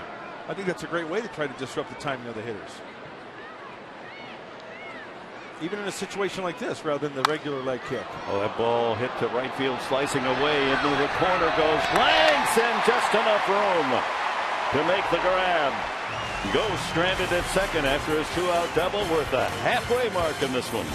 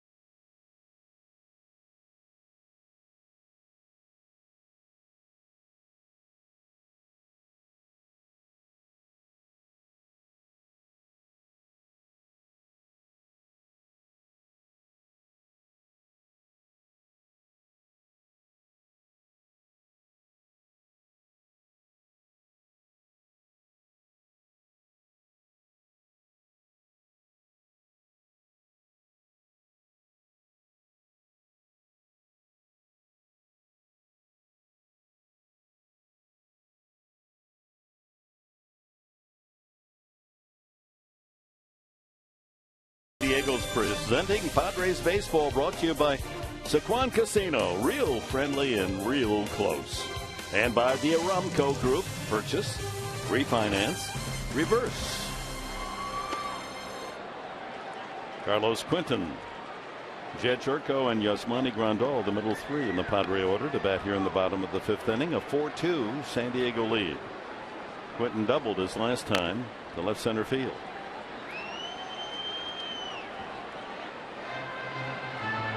Final game of the homestand of the series tomorrow. Volquez against Ramon Ortiz, just called up from the farm club in Buffalo for Toronto. Popped up. Might be a play off toward the dugout of the Blue Jays. No, it'll be back. And Quinton will have another swing. Well, Mark Sweeney's still down by the Padre dugout. I had a question. Now the third time around against Mark Burley for these Padres. Is there anything they look for differently, Mark, because the style of pitcher Burley is? Does he try to mix it up? Yeah, he tries to mix it up and doesn't go to that pattern. I think that's what makes Mark Burley so tough. He already tried to establish that inside cutter on most of the hitters, especially the right-handers. So they have to basically look for something elevated that is off speed, because he's giving those pitches, and he usually gives a lot of those. You just don't want to foul them off. You know, you make a good point, because he's throwing Quinton here 3 changeups this at bat. That ball ripped to left field and into the corner. Trying to cut off. Can't get there, Ghost. And that means Quinton will go into second, cruising with his second double in the last 2 at-bats. So that's the 3rd consecutive inning. The leadoff hitter for the Padres has doubled. And there was another changeup. The changeup was flat. Didn't have that dip to it down and away. Good plate coverage by Carlos Quinton. And I'll tell you what, Carlos Quinton, when the ball is down, he doesn't even have to put the good swing on it. He still gets pretty darn good wood on it. 11 doubles, second to Jerko, who has 13 on the club. And Jerko steps in, takes a strike. Mark and Dick, so many people ask about why they take the top hand off the bat. Sometimes with that pitch being so far out in front of him, it's actually to his benefit, being so strong, to take the top hand off the bat and continue through the baseball. Nice job by Carlos Quinton. Yeah, that's a good point, Mark Sweeney. A lot of people do want to. Aren't you supposed to keep both hands on the bat? Well, predominantly you do want to. When this is out front, you can see it out front. He releases that top hand just a little bit, and it's after contact, but he needs to extend through that baseball. Nice job by Carlos Quinton driving that changeup that's out in front. Nice job with that replay. Really demonstrating it. The fact that even though it looks as if he's hitting the ball one-handed, actually he's maintained, when the contact is made, both hands on the bat, and then he releases through the swing. Well, the Padres trying to add to the 4-2 lead. Jerko is a single and a ground out to third. Watch out! Ooh, that's a wicked line drive just past the Padre dugout in a couple of rows.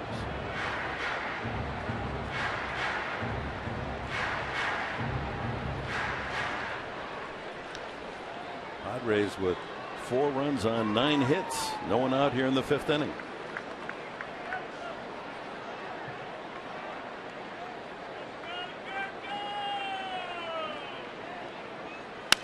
Broken bat, line drive, and Encarnacion able to go up and get it.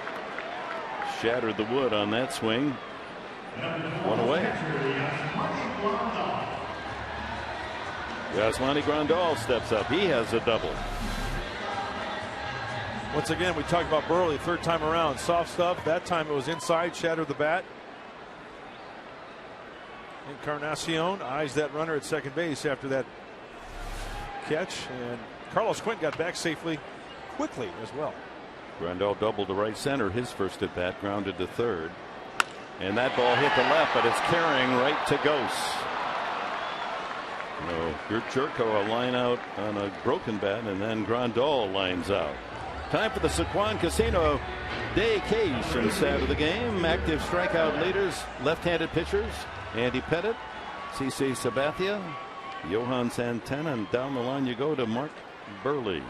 He's had a heck of a career. Going into this season, 174 victories against 132 losses, an ERA career 3.8. That is one good big league career up to this point. Left-handers on that list. Yeah. 2 outs to Kyle Blanks, an infield hit that knocked in a run. In fact, the Padres 3 RBIs off infield base hits tonight. Cabrera with a couple, and Blanks in the second inning driving in his 14th run with an infield knock. There's a backdoor cutter from Mark Burley. Now over the 80 pitch mark, Burley.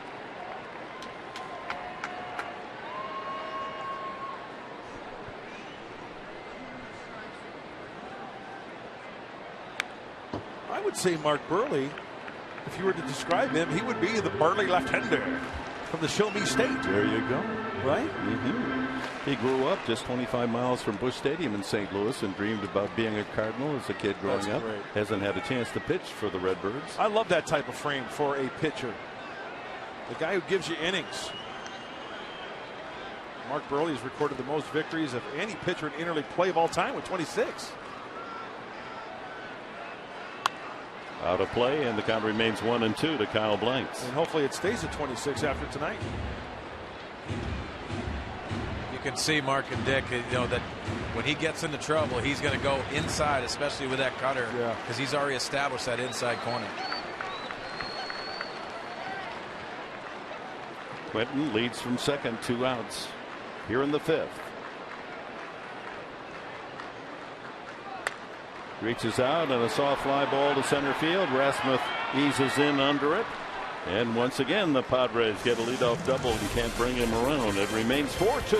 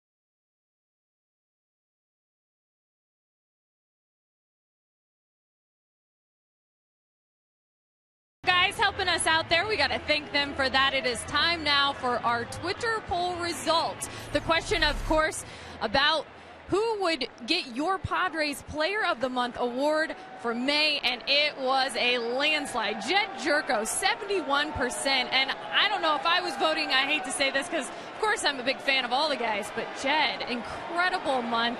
Actually asked him, guys, if he had time to reflect on this month at all, and he goes, you know, I'm not really the reflecting type. Doesn't really surprise me either. Jed Jerko, incredible month of May, though. Well, now that he hears that, he might, get a little wrinkle of a smile. Yeah. And that's a good thing, Kelly, because he wants to forget about yesterday, whether it's good or bad, right? To me, that's a sign of a good player. You always want to try to get better. Edwin Encarnacion, then Aaron Sebia and Lind in the middle of the order for the Blue Jays here in the 6th. A high fly ball. He just missed that one. That's way up into the night. Denorfia finally sees it come down into the leather. One away. Good changeup once again. Encarnacion way out in front of the Robbie Erlin changeup.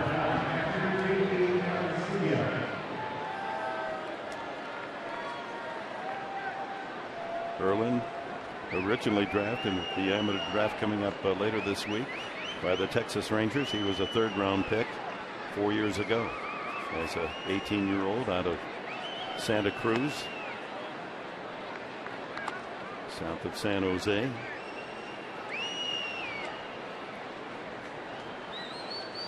Arancibia's line to right and fly to center. 2-0. Erlin has not walked a man, struck out 4.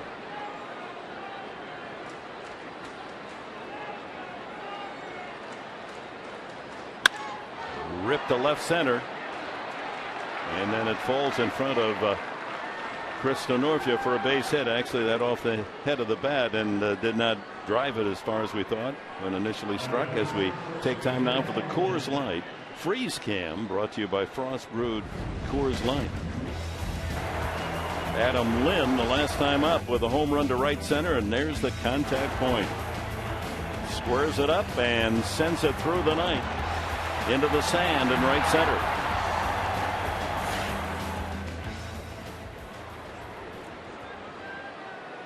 A double and a home run, scoring both Toronto runs for Adam Lind. And that one lined to left. Quentin caught the ball. Oh my! Carlos Quentin. Have we seen him make a better defensive play than that? Standing ovation here at Petco for the left fielder, Carlos Quentin. And those people that got the Carlos Quentin jerseys handed out tonight are especially happy. This ball is slicing towards Quentin. He goes back, comes in, and holds on to it. You know what's key about that? Him tucking. As soon as he gets it, you tuck. Whoa, he just no-coned it. That is a terrific play by Quentin. That saves a run as Adam Lind was going for another hit. And here comes DeRosa. He has his second hit. Well, thanks to the catch by Quentin, this is not a big inning for Toronto. 2 out, 2 on now to Colby Rasmus. If that ball gets by him, obviously extra bases, and who knows what happens. But Mark DeRosa singling. It's the second time in a row, according to my account. His last hit in the 4th inning, he swung at the first pitch. Very aggressive early in the count. And both singles right up the middle. Yep. Aaron Bolsey back to the mound here with 2 outs, 2 on in the 6th inning. Robbie Erlin, his first major league start, trying to pick up a major league victory as they make the chat in Chicago. He had one good outing, one inning where he retired the side in the order, and another inning in which he gave up a couple of runs. But in his debut, which he gave up the 2 runs afterwards, it's tradition, but a nice thing. They had the ball, his first ball in the major leagues, and Bud Black gave him the lineup card that night, so that he has that as a souvenir as well. Well, Rasmus, RBI single, and took a 3rd strike. Remember, he struck him out last time, a fastball down and away. Let's see if he starts him out with a fastball down and away. Maybe off the plate a little bit. He might get the call. Ooh, there it is. And he missed. Arancibia at second. DeRosa the tying run at first. You know what I like about this situation? Robbie Erlin, 2 outs. He's 1 pitch away from getting out of it, but it's a little pressure situation. Leading by 2 runs. In the dirt. Let's see how he reacts and how he pitches out of this. He falls behind Rasmus 2-0. Padre bullpen is busy. 80 pitches for Erlin. Got to be careful here. It's got to be a good quality pitch down and away. Joe Thatcher and Tyson Ross, the right-hander. Dale Thayer doing a little stretching as well. All 3 pitched last night.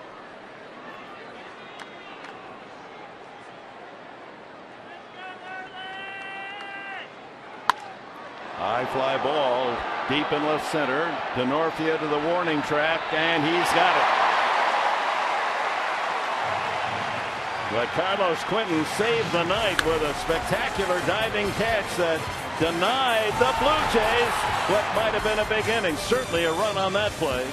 And the Padres retain their 2-run advantage.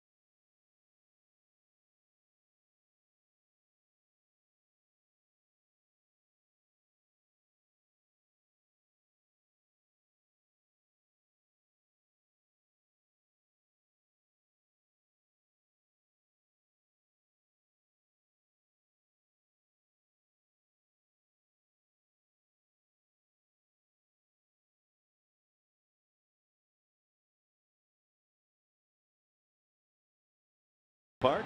Jesus Guzman leads it off. Doubled the last time and scored on the infield hit by Cabrera. Again, the 3 of the 4 Padre runs knocked in on infield hits. 2 by Cabrera, another by Kyle Blanks. Guzman doubled into the left field corner in the 4th inning, leading off, and came around on the 2-out infield chopper off home plate by Cabrera. Rips that one, and a nice stop by Encarnacion, and throws him out. Encarnacion, who's had more than his share of errors in his career, he's committed some 113 coming into the game, but he makes a big league play here.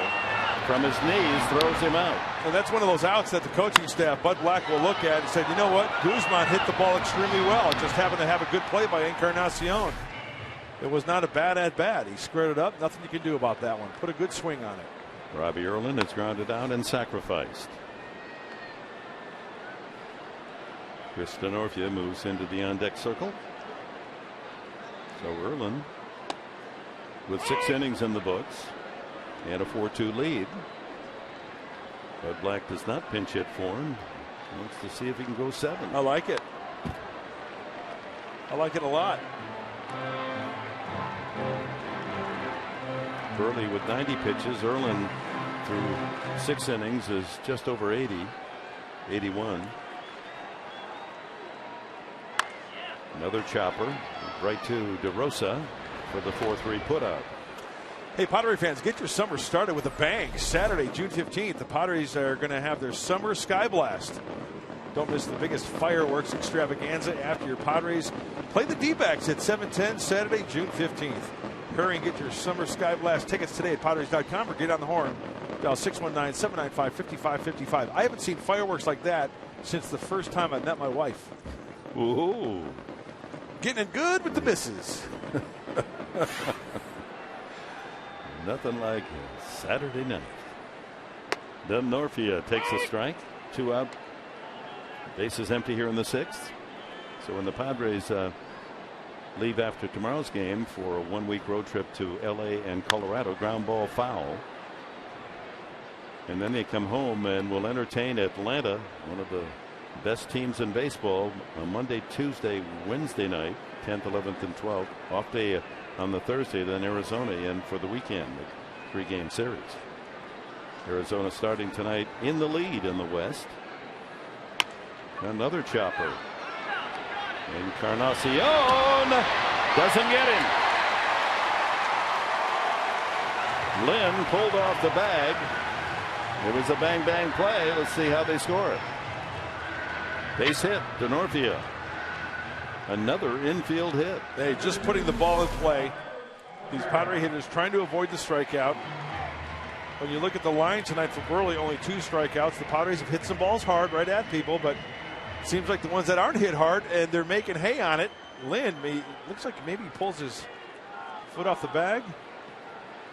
I'm wondering if first base umpire Angel Hernandez called safe on the beat the throw or off the bag. Either way you look at it, Chris Denorfia is safe. 4 infield hits and 3 doubles of the 10 knocks for the Padres tonight. Brings up Cabrera. He's 3 for 3 with 2 RBI infield hits. That may surprise some folks that this man, Everett Cabrera, is second to Yonder Alonso, most RBIs for the Padres so far. 22 he's driven in.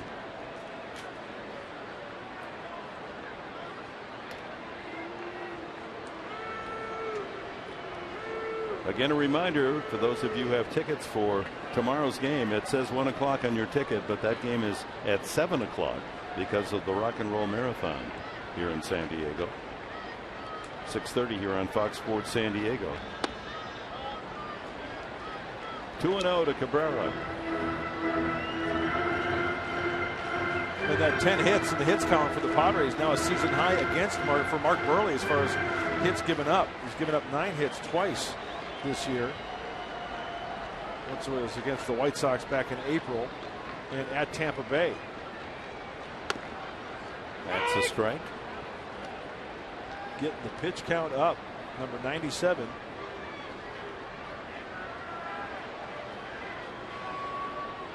10 hits for the Padres, 7 for Toronto tonight as San Diego leads it 4-2 here in the home half of the 6th inning.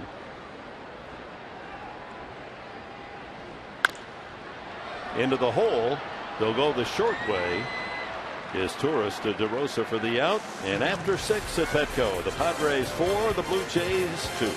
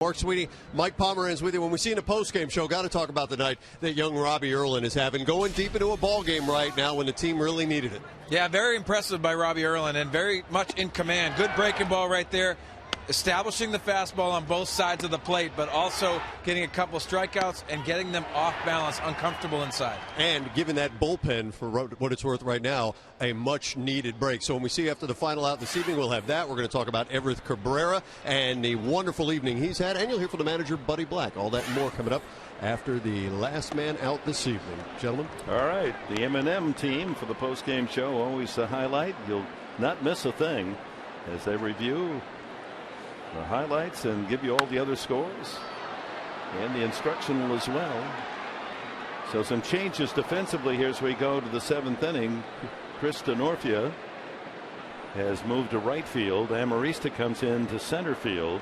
Kyle Blanks moves from right to first base. And Robbie Erlin goes 1 and 2 now to the leadoff man is Torres. Looks like we'll have a pinch hitter on deck.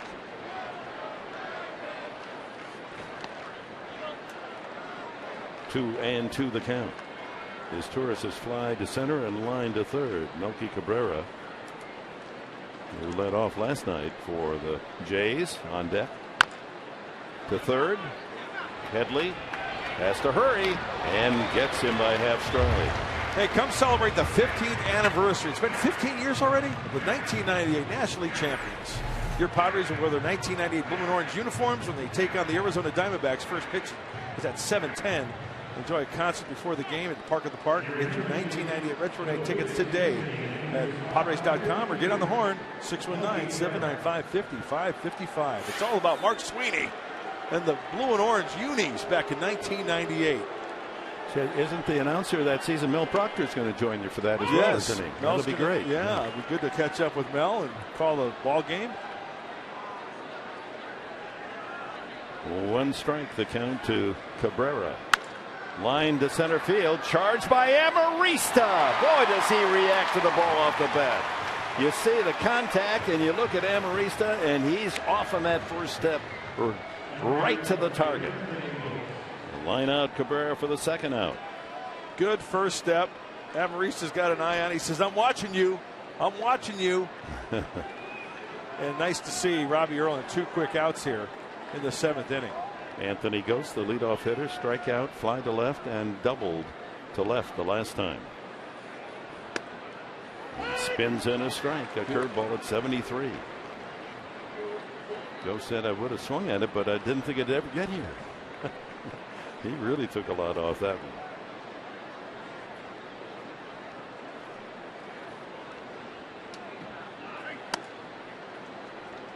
Pumped up on that one. Fastball at 90.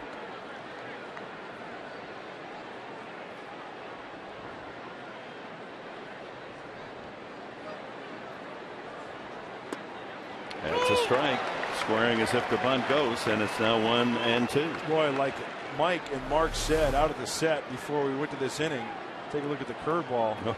Boy, what a much needed 7 innings if he can get this last out, this last hitter for 7 complete innings for Robbie Erlin. Up the middle, Cabrera can't get that one, just under his glove.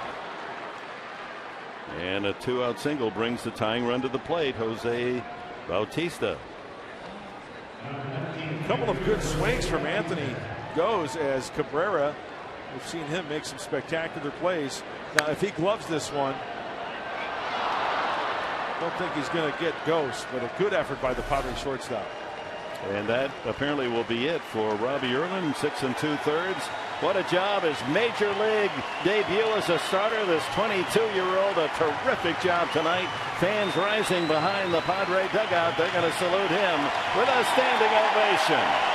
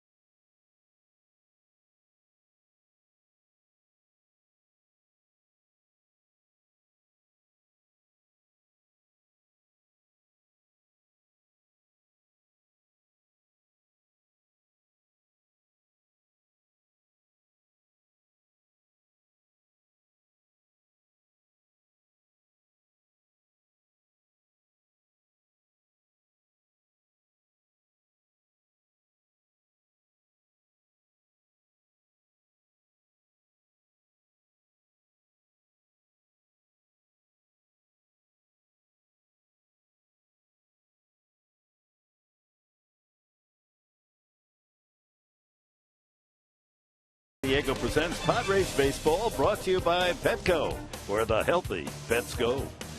And by This Is the End, in theaters, June 12th.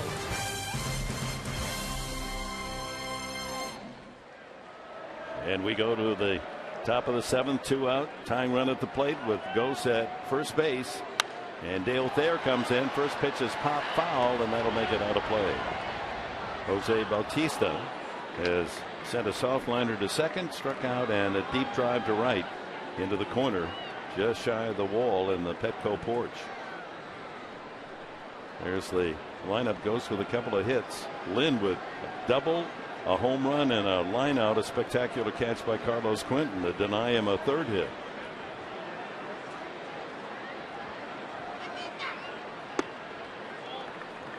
Well, it's worth mentioning again this Padre bullpen in the 17-inning game last night.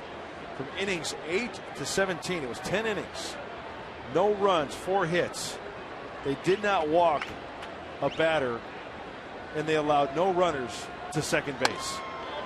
That is pitching. That is big league pitching. 2 balls and a strike. Thayer, one of those out of the pen, worked 1 inning, and he struck out the side.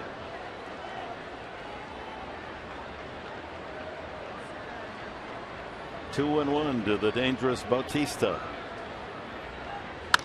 Line to right. It's carrying. Denorfia squeezes the final out. Bautista hitting in tough luck. Stretch half of the 7th at Petco.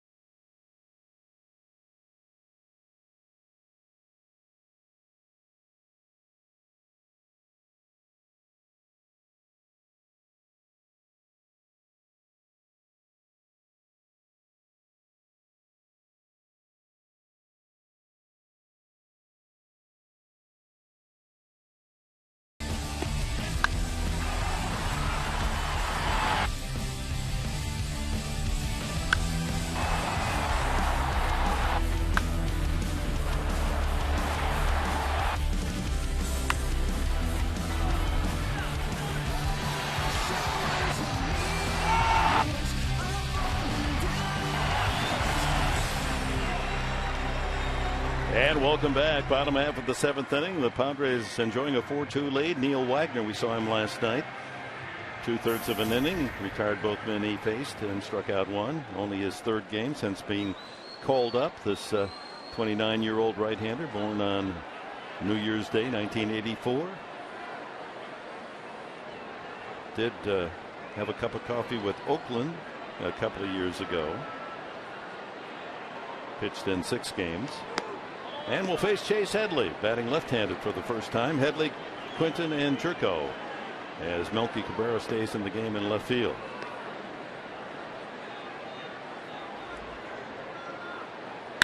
Ground ball up the middle. They had a modest shift on, and it goes right to his Turris.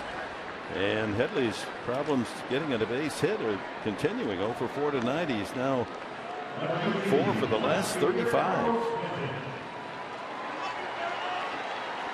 Carlos Quinton, a pair of doubles tonight.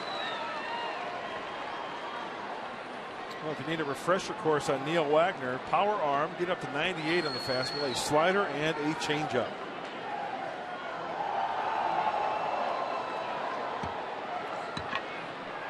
Pitched for North Dakota State. I remember that they're not the Jackrabbits. They're not the Sioux. The Tumbleweeds? I don't think that's right. North Dakota State. I know somebody down in our All-Star Hall of Fame historical crew and information services will get that information for us. I don't mean to insult any of you listening here who are from that fine university. I think known better for their hockey program than their baseball. 1-2 now to Quinton. 1 out in the 7th. Cabrera, the star tonight. 2 infield hits that drove in 2 runs and a single. 3 for 4. Count levels at 2-2.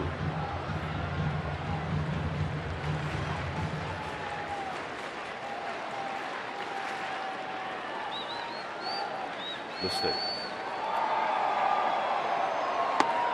Ties him up inside. Did he go? No. So full count now to Quinton.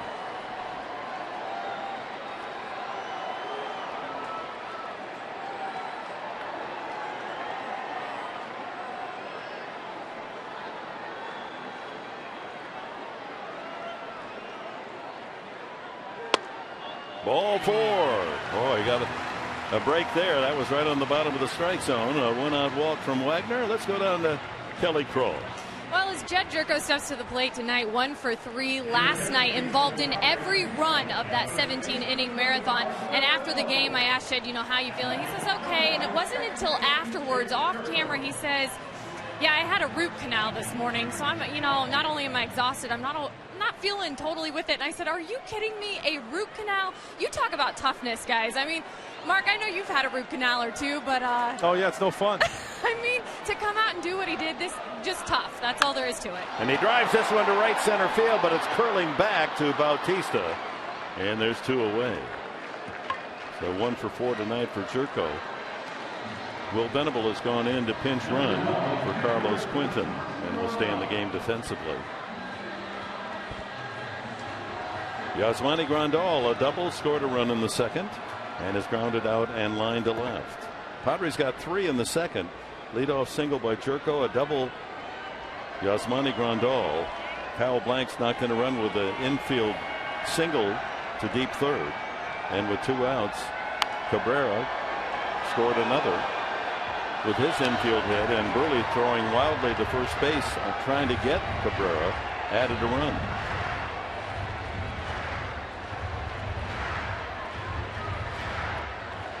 At North Dakota State, thinking maybe Buffaloes.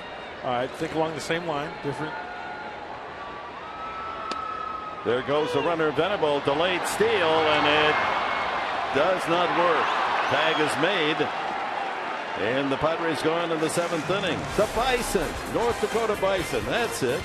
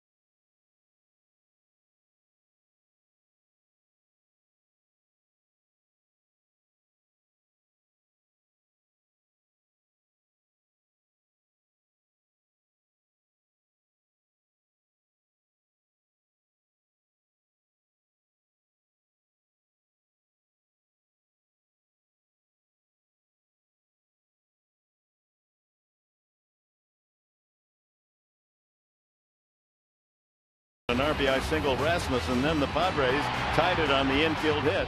Kyle Blanks, and then Cabrera another infield hit. Burley throws it away. An infield hit to drive in a run. Another comes in on the air.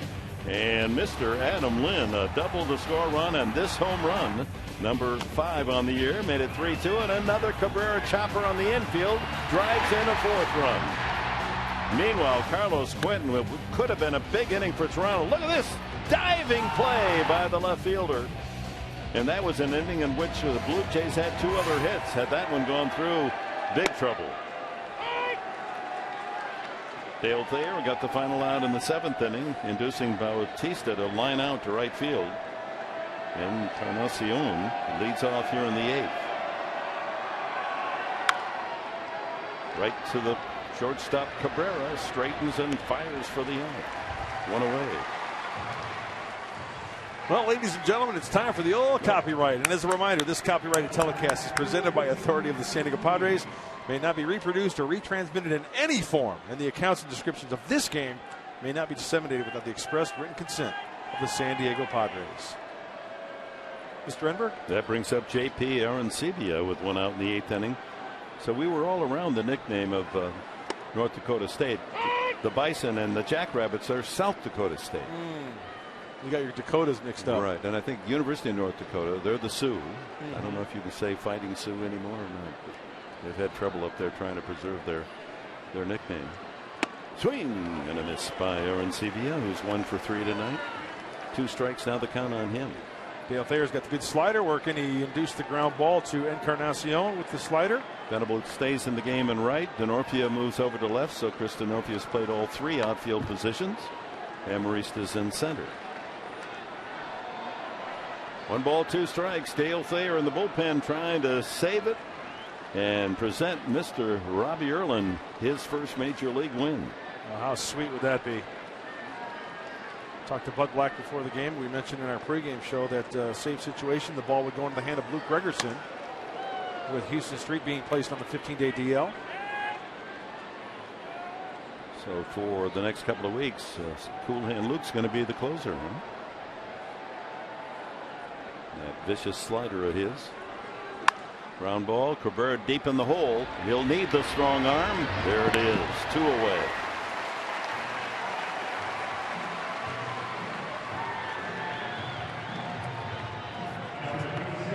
Adam Lind, he has been the tough out tonight. Doubled and scored, homered for the other Toronto run, and then it was his line drive, Quinton making the big play. You know, I've noticed in this short time we've played the Blue Jays, they get tired running 90 feet, don't they? I'm just going to. Yeah, they don't get down the line too well. Melky Cabrera last night just half walked down the line on a ground out.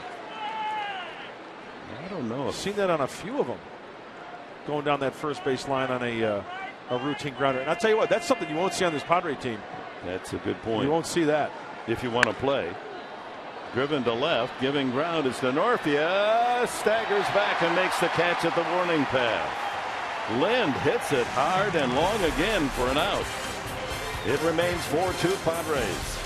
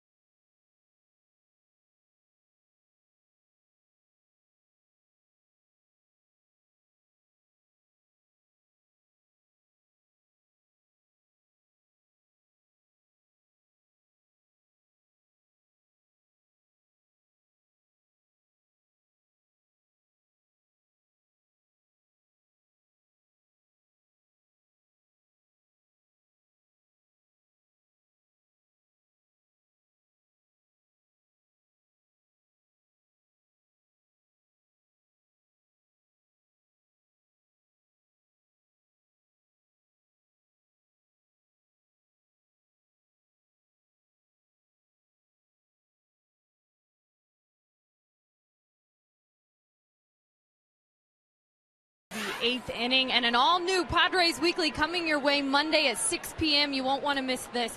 Headley's Heroes, a big story on Chase Headley helping some of the youth, as well as we catch up with Casey Kelly and how his rehab is going from Tommy John surgery. And then probably my favorite story, awesome, awesome. Dale Thayer shares a couple photos of how his beard would look like on other guys in the clubhouse, including Buddy Black. And guys, these photos are hilarious. They're absolutely awesome. Great story. You won't want to miss that on Padres Weekly, 6 p.m. Monday, okay?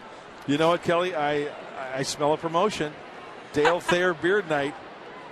I told him he had to do that, and he was all for it. I mean, I remember James Harden, Oklahoma City Thunder. They sold those in the, store in the arena, and people loved it. Absolutely loved it. I think that'd be awesome. Well, how about the Giants, Wilson, huh? Yeah. That's funny. Kyle Blanks, infield hit to knock in a run in 3 at-bats tonight. 1 out as Grandal, first pitch swinging, tapped out to the mound. There's a good-looking beard right there.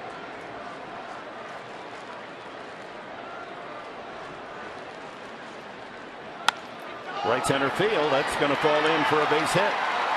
Over to cut it off, Bautista. Blanks takes a healthy turn and will retreat to first base. Padres' 11th hit tonight, the first off Neil Wagner. That's what I like about Kyle Blanks. He will get it going. He'll take that aggressive turn around first base, put the pressure on the outfielder. Inside out's this one.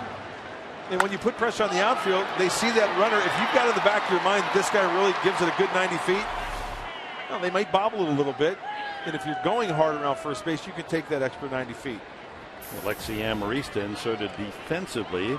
This is his first at bat, hitting in the 8th spot. Takes a strike. And Mark Kotze has a bat, listening up in the on-deck circle. Pitcher due next.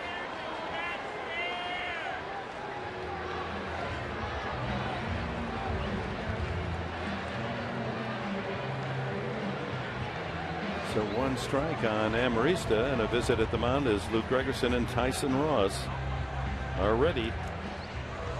And a look ahead tomorrow, again a 7 o'clock game, 6:30 here on Fox Sports San Diego. The veteran Ramon Ortiz, he's pitched for 8 or 9 teams in his big league career. The veteran just called up from Buffalo, has been with the Jays earlier this year. There's his number, 1-2 with a 5 ERA. And Edinson Volquez trying to square his record at 5-5. The ERA misleading. He's pitched much better than that the last few times out, and is off his best outing of the year against Seattle up in the Great Northwest, 7 1/3 innings in that 6-1 win, his last outing. Slap foul into the second deck.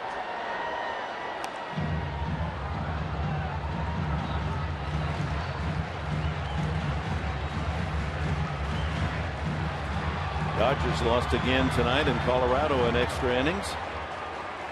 Fowler with a walk-off base hit for Colorado. And St. Louis shut out the Giants in the first game of a doubleheader. They had to play 2 today because of the rain out yesterday. And the last we saw, it appeared the Cardinals were going to take both games that they have 7-1. So 8-0 and 7-1. Wow. The Cardinals take 2 from the Giants.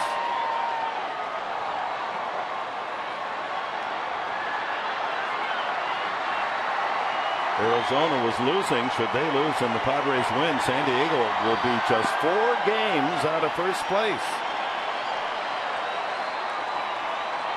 Things really tightening up in the NL West.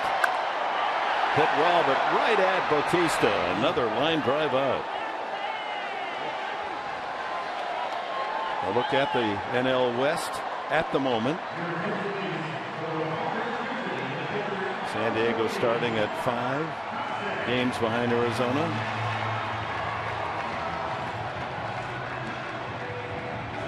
So after trailing early against the Cubs, Arizona now leading 8-4. San Francisco losing a doubleheader. So they're 29-27, and they're 2 games back. Kotze takes a strike. And looking at the schedule, Dick, looking at those standings, in the month of June, 17 games within the division. 17. That's where you got to win the games. Yep. If you want to be considered serious, you got to beat the San Franciscos and Colorado, Arizona, the Dodgers out of play. And the Padres after they leave town late Sunday night because of the night game and drive up to Los Angeles. The Dodgers for 3, Colorado for 4. And there's a road trip where you'd like to win at least 4 of those. Yep.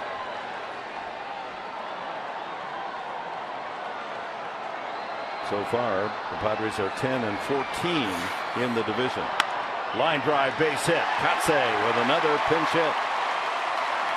2 on now with 2 outs, and to the top of the order, Chris Denorfia. Oh, nice and easy swing from the veteran Mark Katse. The ball just jumping off his bat. So the 9 positions in the Padre lineup, everyone with a base hit except Chase Headley, a total of 12 base hits, and that was a rope to center. That moved Blanks to second. And Mrs. Katse loves the base hit up the middle.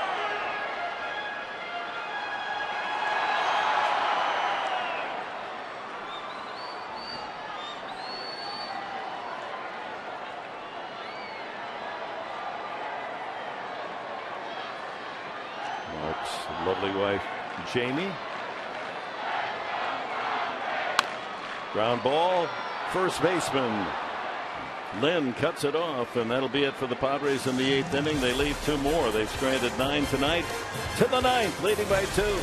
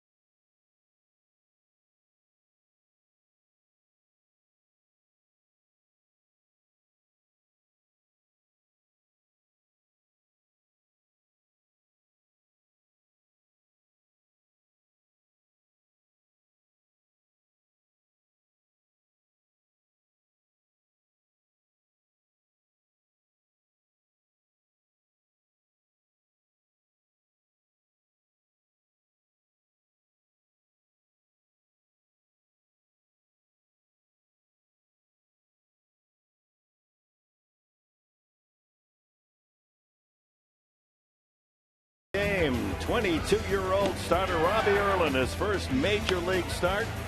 Solid effort, 4 strikeouts, not a walk, scattered 8 hits, and left the game leading 4-2, and that's how it stands now. 6 2/3 innings. Sparkling effort by young Erlin. That is a great night in the big leagues for the young left-hander. Now the Padres going to turn the ball over to cool hand Luke Gregerson, who has just been almost impossible to hit of late. As we said earlier, last 16 games has not allowed a run, and 15 in the 3rd innings. Opposing hitters, look at that bottom line, hitting 103. Trying to get the final 3 outs and a save, his first of the season. Pinch hitter will be Kawasaki for Mark DeRosa, left-handed hitter against the right-hander Gregerson. And you got to go back to the last game of the year last year, 2012, October 3rd, when Luke Gregerson recorded his last save. And overall, hitters are 8 for 78 off Luke Gregerson.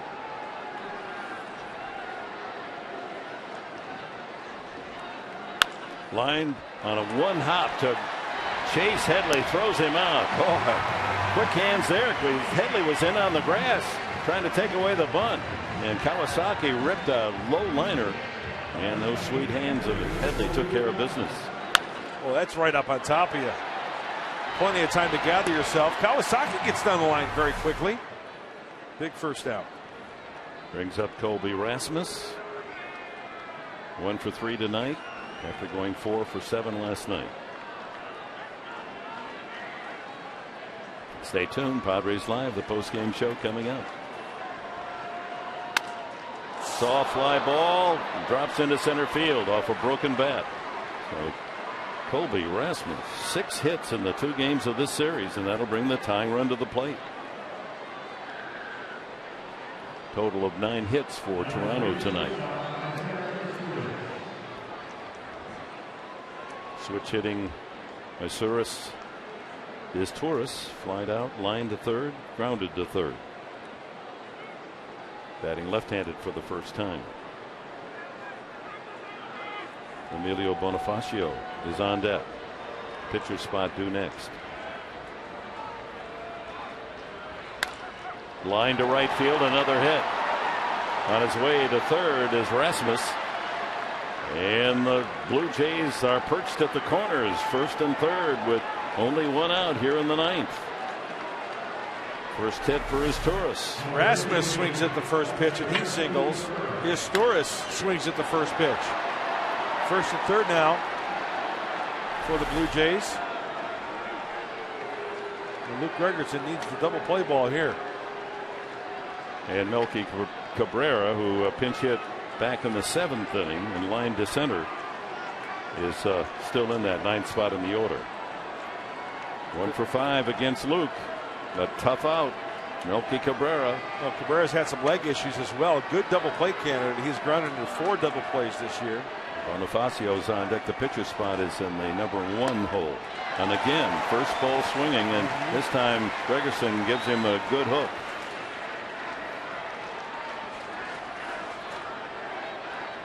Man at third can't hurt you, so the infield plays back. Looking for that double play. Fly ball, shallow in center, a long run. Amarista can't get there. And the run scores on the bloop single by Cabrera. It is 4-3. Boy, 2 soft singles off the bats of this Torres and Cabrera. And now the tying run at second. Go ahead score at first with only 1 out. You know, as a pitcher, you make this pitch, you see the swing, it's right in front of you. You hear the crack of the bat, you're thinking, okay, I got a weak fly ball. Playing on the deep side, though, Amarista, he tries to give the deke to the base runners like he's going to catch it. Maybe they'll hold up. Rasmus scores from third as Torres moves to second, the tying run. Blue hit by Rasmus, then the line single is Torres. Blue hit Cabrera. Things a bit tense here in the top of the 9th inning. 4-3 as Bonifacio will pinch hit for the pitcher. He's 0 for 3 as a pinch hitter this year.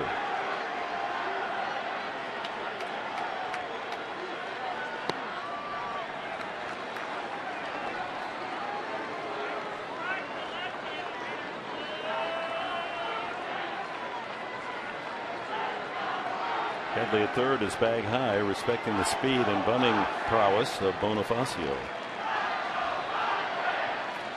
Tying run is Torres at second. Well, the outfield really swung over towards the left field line. Denorfia, Amarista, way over. Big hole in right center field. But Will Venable is kind of shading that gap a little bit right. So the long string of scoreless appearances for Gregerson ends with 3 consecutive hits here in the 9th inning. And a run for Toronto. He had gone 15 2/3 without allowing a run. 16 appearances, no run scored. But a couple of soft singles sandwiched around a line hit by Torres have produced a run, and first and second occupied by the Blue Jays. 1-1. Swing and a miss. Slider.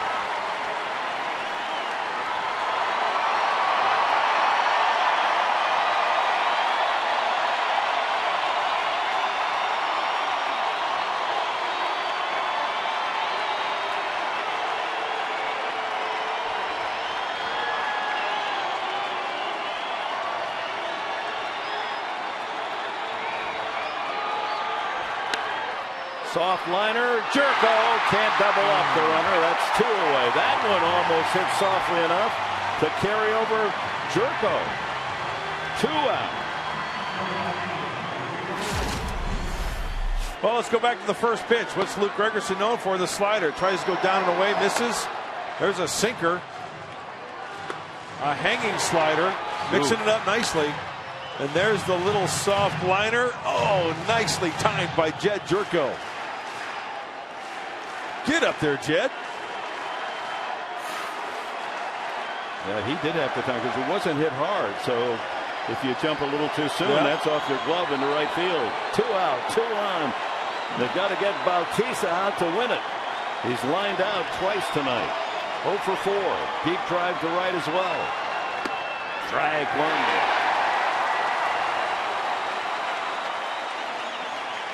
Gregerson trying to pick up his first save of this year. He had 9 a season ago. That was when Houston Street was injured. He took over that role as he is tonight. Ground ball to third. Headley to second, and the ball game is over. The Padres win it 4-3.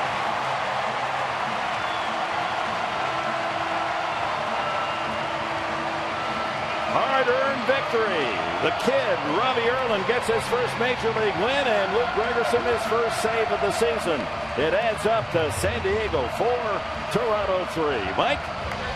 Great ball game, Dick. You're right. When we see in a post-game show, we're going to talk about the fine job Everett Cabrera did. Great defensively once again, but offense really came alive. You also hear from Robbie Erlin, talk about his night, and the manager, Buddy Black. See you in a post-game show.